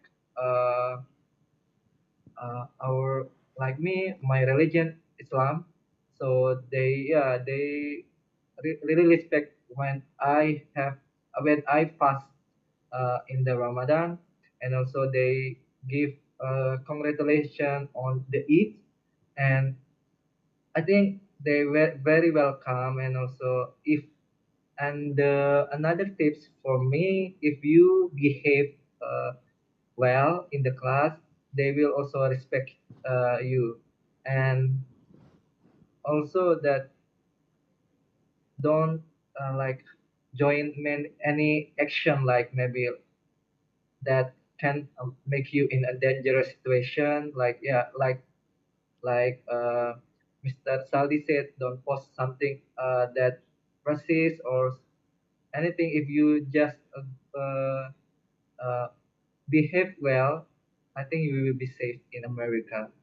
But uh, in the outside campus, there are so many strangers and homeless, and sometimes you will be feel frightened.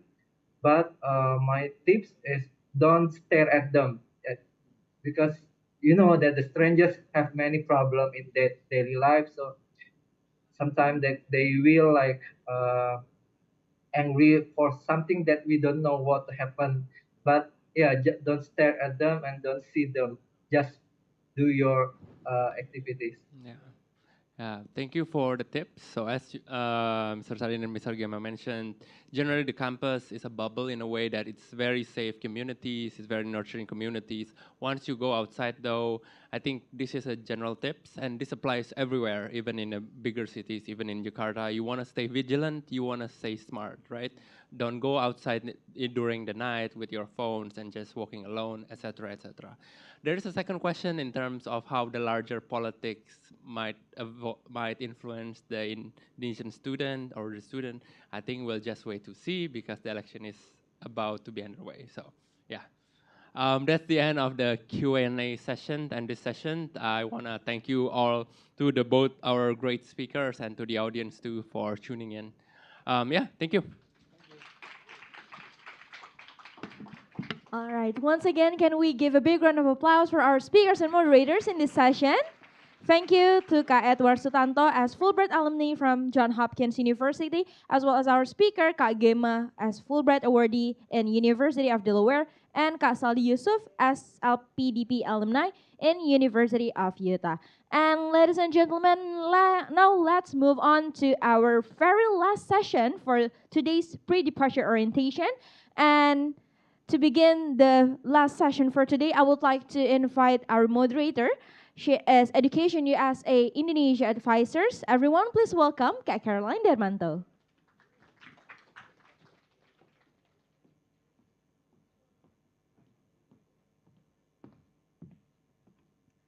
Hi, everyone. Thank you for coming, and anyone who is watching online, thank you for tuning in up until the very last session. So we've heard about the culture and how to adapt to it, and the perspective from the U.S. universities and the alumni as well. But before you go to the U.S., there's one document that you really need. Can anyone tell me what it is? Visa, correct. So right now we're gonna hear it from the U.S. Embassy about how to get your visa, what are the documents needed for you to prepare, and what are the things that you need to consider or you need to pay attention to when you're applying for your visa. So without further ado, please help me welcome Cassia Waligora from the U.S. Embassy.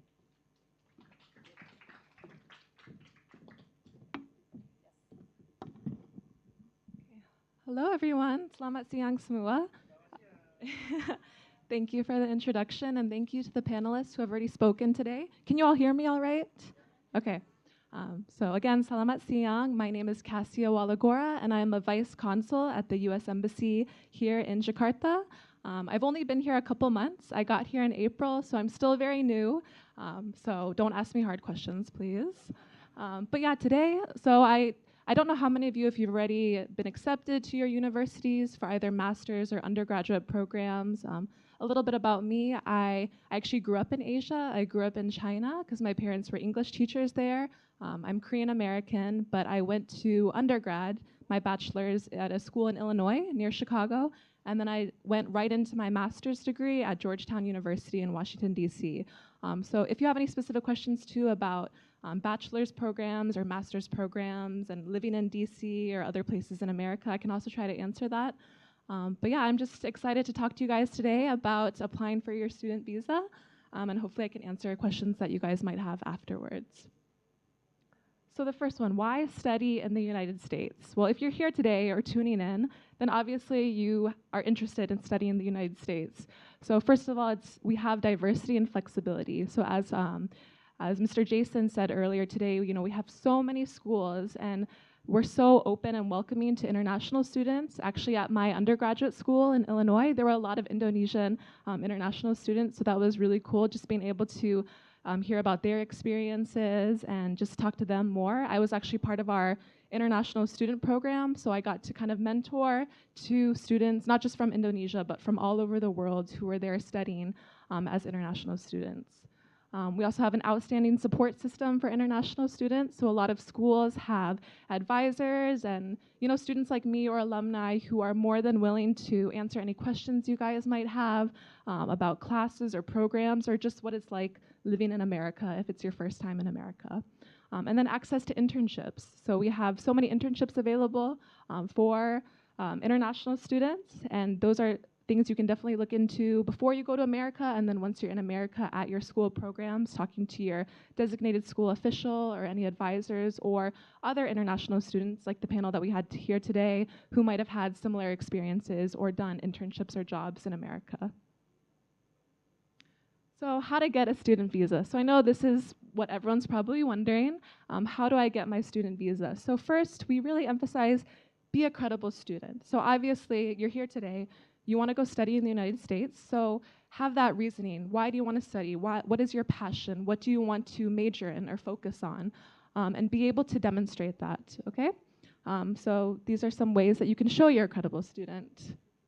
So first is reason for choosing school or program. So make sure you do your research, you look into everything. Why do you want to go to this school specifically? What about their program or their professors or advisors you're really interested in, and be able to talk about that.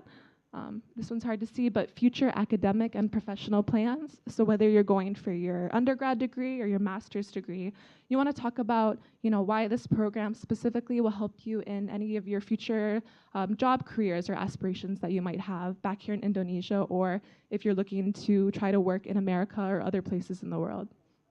And then the last one is secure finances. So whether it's yourself paying for this program or a scholarship, LPDP, we have a lot of that, or a Fulbright program, be able to demonstrate that you have the funds necessary to support your education in the United States. Okay, so this is an example of a visa. I'm sure a lot of you have seen this before. I'm not going to go into it, all of the different things, but this is just kind of the overview of what it looks like. Most visas will have an M, and that means you can seek entry into the US multiple times. And the date of the visa, so that's when the expiration date is the last day you can use your visa to seek entry into the United States. So it doesn't have anything to do with how long you can stay in the United States. And that also depends on the specific programs that you're doing and how long they are. So usually normal bachelor's degree, 4 years, master's degree, 2 years, PhD, even longer. And then we have like annotations that we'll put usually with the school name, and then what you're doing there. And when you get your visa, just please be sure that everything is correct, that your name is correct, it's the right type of visa, whether it's an F visa, a J visa, a tourist visa, so that everything is good to go before you travel to America. And next, okay, so some of you might have questions about this. So what is the difference? There's a lot of letters for visas. I didn't really know any of these myself before I started working, so it's good to understand what's the difference specifically for students for F, M, and J visas. So as you can see up here, F visas, so that's when you're studying at an accredited US college or university or a private secondary school. It's an approved English language program. You have to demonstrate, that you have the English language ability to study there. You also need an I-20 form, so after you apply, you get accepted to the school, they'll give you that I-20 form. You make sure to pay your SEVIS fee, so that makes sure you're in the system of international students that are studying in the US. And then there's also a reciprocity fee for any Indonesian F visa holder, and that's $195 US that you'll pay after your F visa is approved. For M visas, these are more non-academic vocational training, study or training at a US institution. You also need an I-20 form for this that you'll get from the school. There is also a SEVIS fee to pay. And then finally, J visa. So this is designed to promote the exchange of knowledge and skills in these different fields of education, arts, and sciences. With this one, it's a different type of form. It's called the DS 2019. That'll be issued by your program. And then again, there is a service fee that you have to pay and show proof of that service fee when you come for your interview appointment. Okay, next, so steps to apply for a student or exchange program. So number one, to get accepted to your US school, submit all your documents for that, make sure you have all the information from that. And then you'll get your I-20 form for F visa holders or your DS 2019 J form from your school or program. Then you pay the service fee, as I mentioned, it's the fmjfee.com, so that stands for the visas. And then you prepare your visa application. So more letters, but that's a DS 160. So that's where you go online to our website where you set up a visa appointment and you prepare your application in there with all the required information that it says. And then you make your visa application fee payment on the same website. And then you can make your online visa appointment at ustraveldocs.com. And then you have the interview for your visa. So what to expect during a visa interview. So if some of you have gotten tourist visas or other visas to the US before, then you kind of have an idea of what this is like. But first, arrive at your scheduled time at the embassy or consulate general where you're applying. When you make an appointment, you'll get a confirmation and it'll give you a specific time. So please come at the scheduled time so that way we can make sure it's very orderly. You'll do a security check-in at the entrance where you have to leave your phones and other electronics. Don't bring any big computers or anything because we're not able to store those. So you'll be sent away if you bring big electronics like a computer. So keep that in mind. Then you'll do your document intake. So that's where you'll show all the required forms that you need. You do fingerprinting. So don't be nervous of that. It's just fingerprints. And then the final step, that's when you'll do the interview with me or someone else who will be interviewing you. And so that's just, don't be nervous during this interview. If you have all the documents, you have your reasoning, it's a very quick process that once you do it. So just be natural, be fluid, just be able to talk about why you want to apply for this program and that you have all the forms so you're not scrambling, during the interview. And then what to bring to the interview. So you have to bring a valid passport with a validity date of at least 6 months beyond the period of stay in the US. So make sure that's up to date. You'll need a recent photo-sized, it's a 5x5 centimeter on a white background. So make sure it's not a colored background, showing your full face straight ahead. It's not any side profiles. You'll need a confirmation page of your DS-160. So that's after you fill out the application, you need to print out the confirmation page so we can see it. You'll need your I-20 form for F again, or your DS 2019 for J. Print out proof also of your service fee payment to show that you've paid it already. And then optional, you don't have to bring this if you don't want to, or if you don't have it, but a scholarship confirmation from the university or a sponsorship letter. So again, if you got LPDP, if you got a Fulbright, sometimes those are things that you can bring just if you want to show that to the officer. Okay, and as I mentioned, what to leave at home, please leave your laptop, don't bring that. Any extra documents and paperwork that is not necessary, you can leave those at home too. Okay, and then the visa processing time. So normally visas take around 2 to 4 working days to finish unless there's things that we might need to look into. So those are under administrative processing. Those can take a little bit longer. And visas can be issued up to a year before your classes start. But when you get your visa, for the student visa, you can only enter the US 30 days, no more than 30 days before the start date. So you can't enter before that, but once the 30 days hits, then you can enter. And then effective June 20 of last year, F1 and F2 student visa Indonesian passport holders, as I mentioned, require this additional 195 reciprocity fee. So that's what you'll pay once you are issued and approved for the F student visa. Okay, and so there for J visa holders specifically, so I mentioned this was the one for the exchange programs for education, culture, the arts. So there is a 2-year home country physical presence requirement. So basically, you'll be informed if you're subject to this 2-year home country requirement once you do all the steps, apply for the program, get the application. And that's basically once you finish this program, when you're done with it, you have to come back to Indonesia, to your home country, for at least 2 years before applying for another visa to go back to the US. And so you can find out more information of this on our website. And also when you're looking into these programs and the specific J visa, it'll also have a lot more information related to this. Okay, and then travel day. So once everything is good to go, congratulations, you got your visa, you got all your documents. So don't forget to bring in your carry-on. So when you're flying to the US, you need your passport with your visa and either your Form I-20 or your Form DS 2019.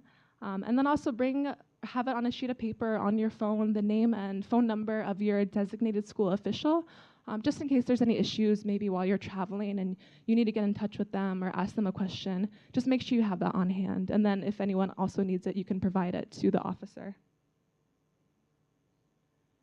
And then so when should you contact your designated school official? So every time you drop a class or change your major, talk to them. If you want to transfer to a new school, we get a lot of people who want to go to a different college and then they want to transfer eventually. So make sure to talk to your DSO about that. Maybe if there's family issues that come up or health issues and you need to take a break from school or need to travel outside the United States, please talk to your DSO because they'll be able to provide information regarding that. If you move to a new address, you want to make sure they have your current address on file. Request a program extension. Maybe you need to take more classes for the program in order to graduate. If there's any SEVIS-related issue, you want to make sure that's always good and active. You can also contact the SEVP, so that's related to SEVIS and different schools. So that's our Department of Homeland Security, and they'll have more information on that. And all of these, we'll provide links at the end, but they're all also on our website, and you can find them online. Okay, so how to maintain the status. So once you're in the United States, you're taking classes, you're doing your program. When you travel, follow these rules. As I mentioned, don't enter the US no more than 30 days before your program starts. And after your program ends, congrats. For your I-20 and DS 2019, F visa holders have 60 days where they can stay in the US before they need to go back to their home country. And J visa holders have 30 days before they need to leave the US. And again, contact your designated school official when you enter the US just so they can know that you're there, that you're good to go, you arrive safely, and then contact them again when you arrive at the school. Okay, and then when you're studying in the US, make sure to follow these rules. Attend and pass all your classes. For international students, you have to study full-time. So what that means is you need at least 12 credit hours per term, per semester, so you can't take anything less than that or that won't be considered full-time. Again, contact your DSO with any problems that you might have. Maybe you missed too many classes or you need help with a specific issue, make sure to reach out to them. Don't work without permission, okay? You have to make sure you get permission for that. You can also ask your designated school official questions about that if you want to work. And you can't be away from your classes no more than 5 months or else you'll lose that student status unless there's specific things that you talked about before. You get information regarding that if you need to take some time away. So can I work? Can you work while studying in the US? So working in the US, that's regulated by the United States Citizenship and Immigration Services, or we call that USCIS. And so on their website, there's so much information about if you're an international student and you want to try to work when they're in the US, so make sure to look at that. F1 visa holders, so they can work up to 20 hours a week. So that's the maximum you can work, and that's specifically on-campus jobs. So those are jobs that your school has, maybe working in the library or working as a teaching assistant for a professor, and that's a maximum of 20 hours a week. But after you complete one full academic year in the US, F1 visa holders can actually apply for off-campus work through other companies or businesses through our OPT. I'm sure a lot of you have heard of that, and that's our optional practical training program. And one thing to note, I don't know if a lot of you know this, if you have a degree that's in STEM, so like science, technology, math, usually it's 1 year after you graduate for normal F1 visa holders for OPT, where you can stay in the US to work for that 1 year. But if your degree is anything related to STEM or even STEAM, the arts, it's a 3 years. So you can stay in the US working for 3 years under OPT STEAM. Okay. And so here are some useful links. Make sure to take a photo of these too. And they're also on our website. But make sure, again, you're registered for your SEVIS and you paid your SEVIS fee. That's at our fmjfee.com. Apply for the visa and make sure to make your interview appointment as soon as possible. The summer months is always busy because there's so many students and Fs and Js applying. So as soon as you receive confirmation from your school that you've been accepted, get started on that visa application process as soon as possible, just so you're not rushing at the last minute trying to get a visa before your program starts. For more information about maintaining your student status, you can go to those websites there, Study in the States, and then ice.gov. And for any specific student visa questions, please email this consul@state.gov. So that website goes to our visa section at the embassy. So if you have any specific questions, this is the new address that we're using for any specific questions related to student visas. And again, you can learn more going to this link, studyinthestates.dhs.gov, and that will have more information related to schools that you want to apply for, different programs, and what are the requirements for that. So yes, that is the end of this presentation, but now we'll move into the Q&A. Right. So I'll come over here. Thank you, Cassia. So anyone who has a question, if you're on, if you guys are on Instagram or Zoom, you can type in your questions, and then I will receive the questions from our team. And before we get to the Q&A session, I do have a couple of questions first for you, Cassia. So you've mentioned SEVIS fee quite a few times before, right? Do you mind explaining what a SEVIS fee is and how do students get it? Yes. So the SEVIS fee, so that's after you've applied and been accepted to your program. You'll receive more information related to that, but that's basically what every international student who wants to go to study in the United States, they have to pay that fee because basically that's what puts you in the system so that we're able to track, how many international students we have coming here and that you can maintain that status. So you'll receive more information about, when you need to pay that and everything, and that's after you are accepted and you've applied for your specific school program. So there are processes to pay the fee. It's not like, oh, you know what, I want to pay the SEVIS fee so I can make the appointment for the visa. It's nothing like that. It's all required. It's all yes, required. for Okay. that. All right. We do have a couple of questions from our audience online. So the first one I'll take. This one is a good one. Can I apply for summer internship with J1 visa? That is a good question. It would also depend on how long your J1 is for and what specific program you're doing it for. That's a question that you might want to ask your designated school official because they could have more information regarding that. Because usually when you apply for that specific program, it gives you the allotted time for how long that program is. And you'd want to check with your DSO if you're eligible to work when you're under that program. And that, that's very helpful because, we mentioned about OPT and CPT as well. So, that applies to that, right? It's the same regulation, basically? Yes, and so OPT happens after you've finished your program, too. And as I mentioned, that's the 1 year. You can start, so after you've done one full academic year in the US, that's when you can go on OPT. So if you want to find an internship or an off-campus job, that's what you can use.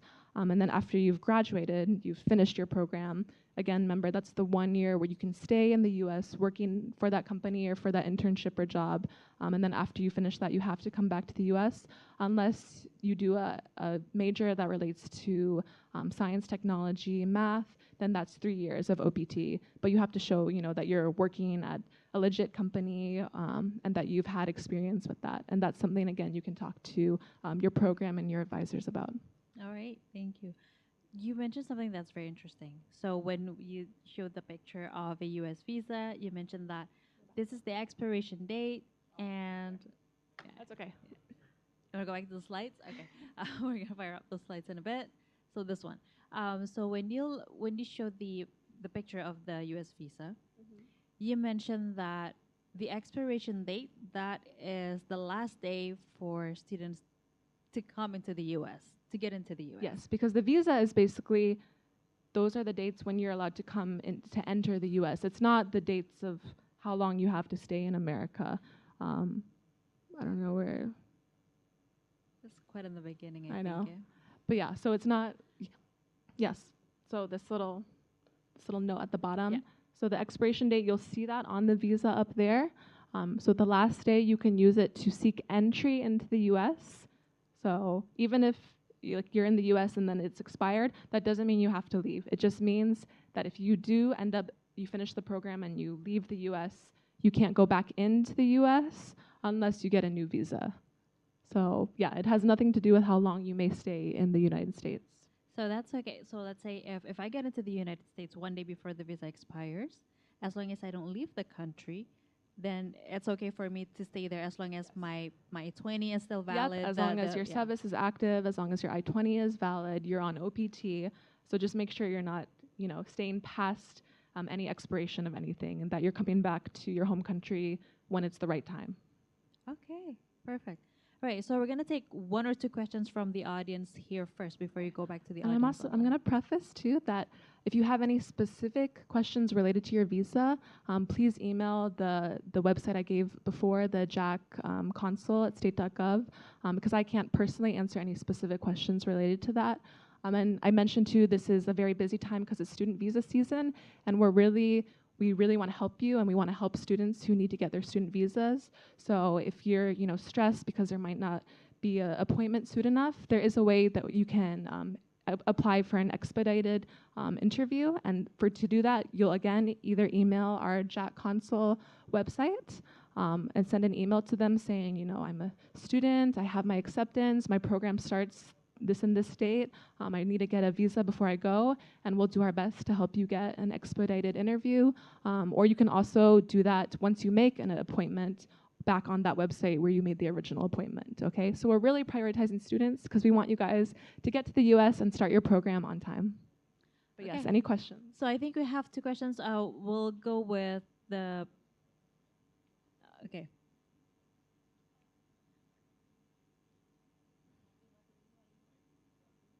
And please say your name and what school you're going to if you've been accepted.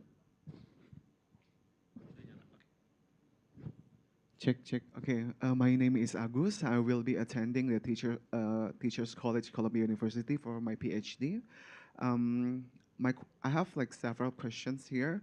The first one, I already obtained my J1 visa earlier this month. I also recognize your face, and I know.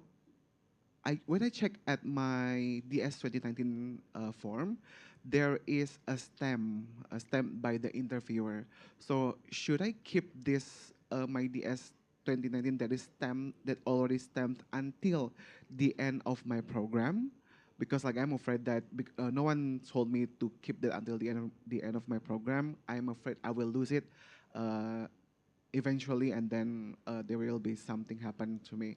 This is my first question. And the second one is, can the J1 visa be used to travel for a conference to other countries?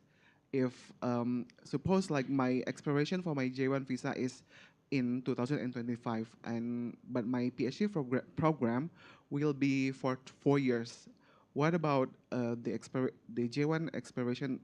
I will be attending the conference in 2026 while the J1 visa is already expired. Like, can I travel for a conference in other countries? So those are two questions. Thank you. Thank you. So let me just answer your second one while it's fresh in my head. So again, as I said, so the expiration date, the last day you can seek entry into the US. So unfortunately, if the visa has expired, so you mentioned it'll expire in 2025, but then the conference is a year later, you can't go back into the US because the expiration date has ended. So with that, you'll either need to get a new visa or the same visa for the length of the program, but you won't be able to go back into the US if you leave, if it's been expired already past the date. So that's just a question answer to keep in mind. And then your first question, can you remind me? It slipped my head. Oh yes, the stamp. Okay. Yeah, the stamp. Yeah. Yes. So keep that form because also sometimes J's have to renew their visa too.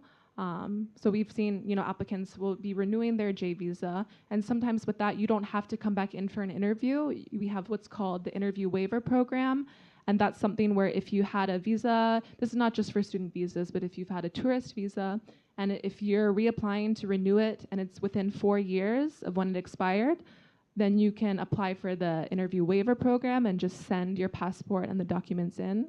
So J students will do that as well, and they send their old DS 2019 with the stamp so that we can see, that everything looks good, it's been approved, and then we're just renewing it so you can finish your program. And sometimes you'll need a new one as well. And also we have our principal officer from our consulate in Medan, Bernard, here today, and he can also share more about that as well.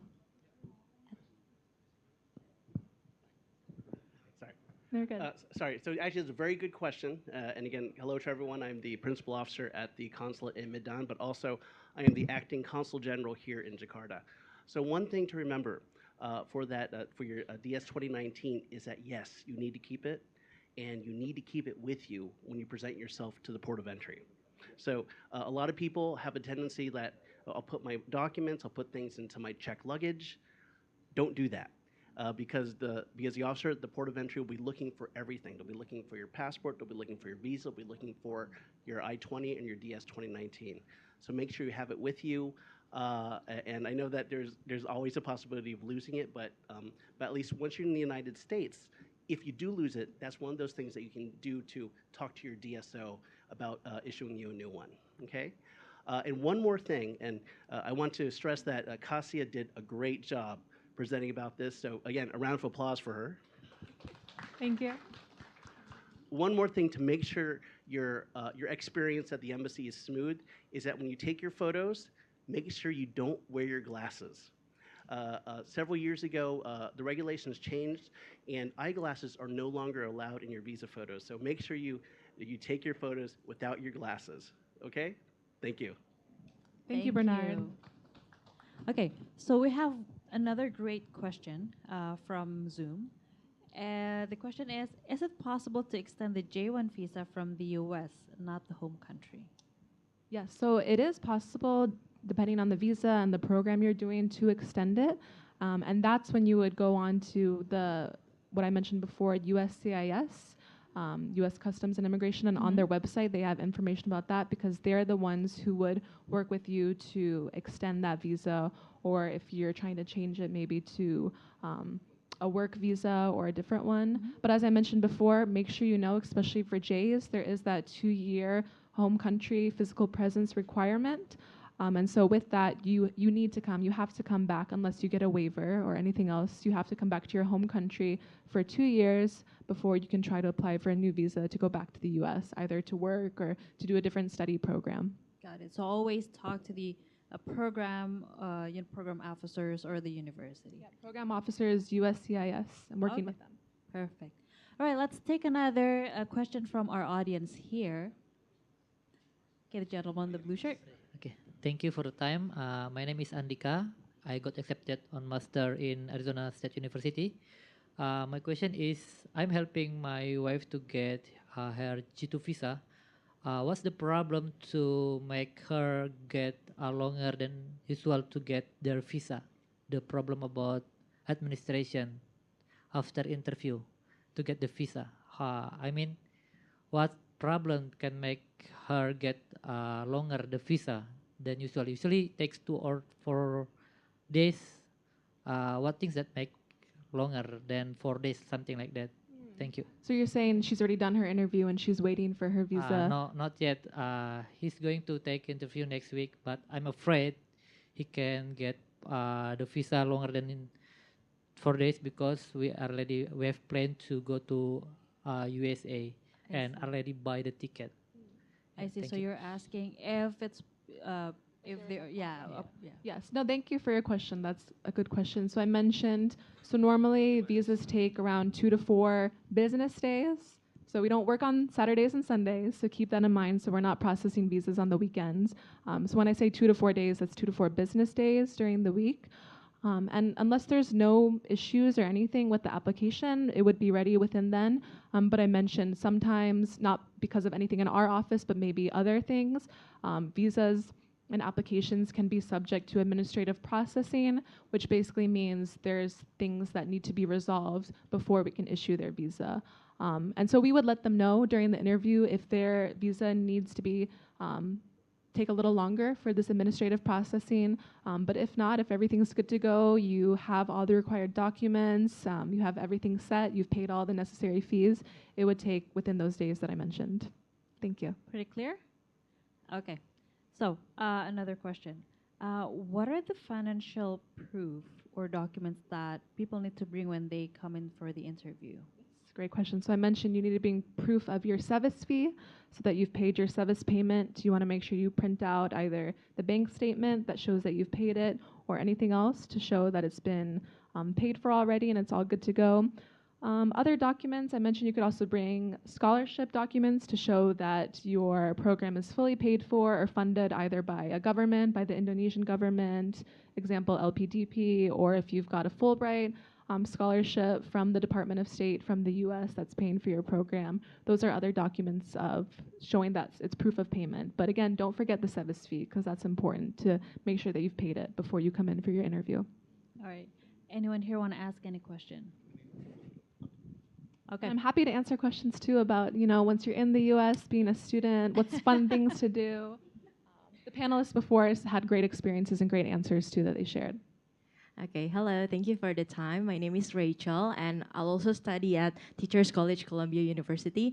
Currently, I'm in the process of my visa application for the J1 visa.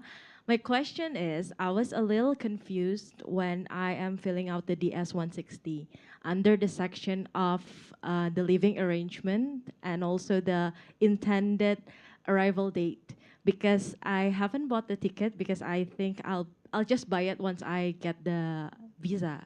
And for the living arrangement itself, I've talked to some landlords, but I haven't yet decided on which or where I will be staying. So there, I was just filling the address of that living arrangement that I have talked to, but would it be a problem if I will not be staying there? And also, will it be a problem if I'll be arriving at the USA before the intended date that I filled out on the DS-160? Thank you. Thank you for your question. So no, that's not a problem at all. So if you don't know, you haven't bought your ticket yet, you don't know when you'll get to the US, it's okay to put maybe an estimated arrival date, so you can put a date when you think you'll arrive. And that can always change. So it's okay if you don't land in America on that exact date you put on your form, but as long as it's around there, because we don't know what could happen with flights and anything, so that's totally fine. And for address, some students will put maybe the address of their university if they don't yet have a set address of where they'll be living. Maybe you could put the place that you lived before if you think you might live around that area. And again, you can always work with your designated school official to once you arrive in the US, you arrive at the school, make sure to talk with them so they have your records on file where they know where you'll be living. They know that you have your housing all set up. So that's totally okay. Right. Okay. So because of the time, we're just going to take one question from our audience online, and then we can wrap this up. So the last one is, let's see. This is a very good question. I think we need to clarify this. Is it possible for international students to work outside of campus during their study? Yes, so I did mention that, but briefly during the presentation. So for your first year, so you're doing the first year of your program and you want to work, you can only work on campus because you're not yet eligible for the OPT that I mentioned. And remember, it's a max of 20 hours a week, so you can't work full-time 40 hours. It can only be a max of 20 hours a week on an approved on-campus job. And again, that's something you can talk to your designated school official about. Any advisors there, they can give you tips, talk to other international students that may have done jobs on campus that you're interested in. They can give you advice about that. And then once you complete one full academic year and you're going on to your second year, that's when you can do the off-campus employment under the OPT program. And again, you'll talk to your designated school official about that, making sure you're following all the rules and regulations, so that way you're making sure to find a job that complies with all the specifics that fall under that. So remember, first year on campus, 20 hours max, and then after that, that's when you can look for off-campus jobs or internships. And those can be really helpful too, especially if you know you might want to continue working in the US after under OPT, or eventually later on applying for a work visa. A lot of students will, after they graduate and they're working, then they'll change to the H-1B worker visa. And those are all things that can prepare you well for your career and your jobs in the future. Do keep in mind though, working outside of campus only applicable if they are under OPT or CPT program. Yes, once they finish their first year. All right. So anyone who is watching at home and here, thank you so much for joining. But before we end end the session, I want to say hi to our audience in Medan and our advisor in Medan, Dimas. Hi, Dimas.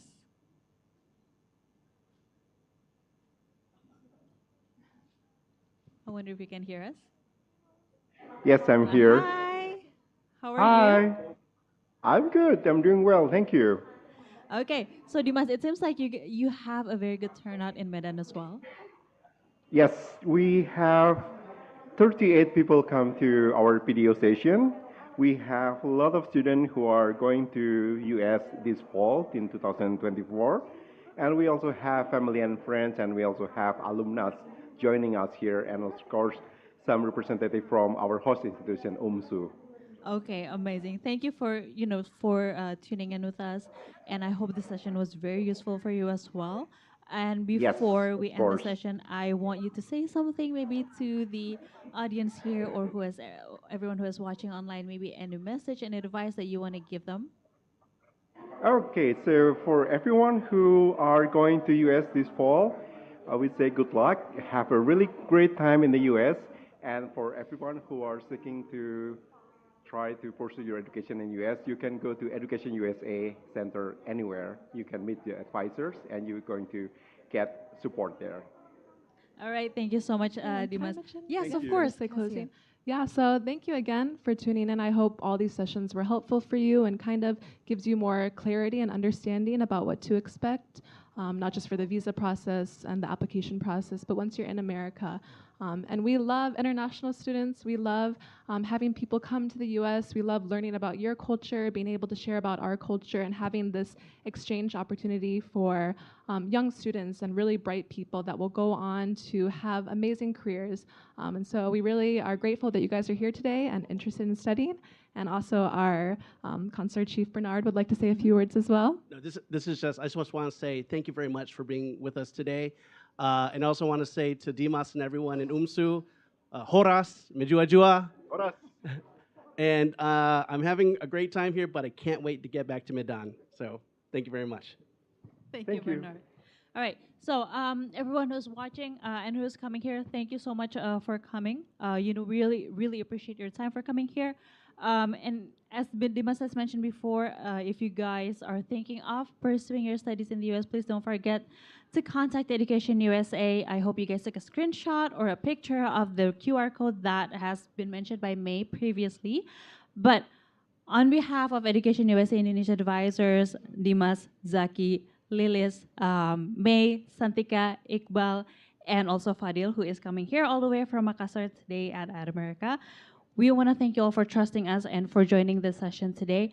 Good luck with everything, and we hope someday that you will be standing on the stage alongside of us and share your experiences and inspire the next students who are going to the US. So thank you again, everyone, for coming. Have a good rest of the weekend, and floor is back to you, Farah. Okay, thank you so much, Caroline, and also Cassia from Vice Consulate US from the US Embassy Jakarta. And thank you so much for everyone tuning here today in Ad America online and offline. And we would also like to have a little message for you. Have a pleasant flight and have a great time in the United States. Thank you so much for tuning in today. My name is Farah, and see you at the next Ad America event. Goodbye.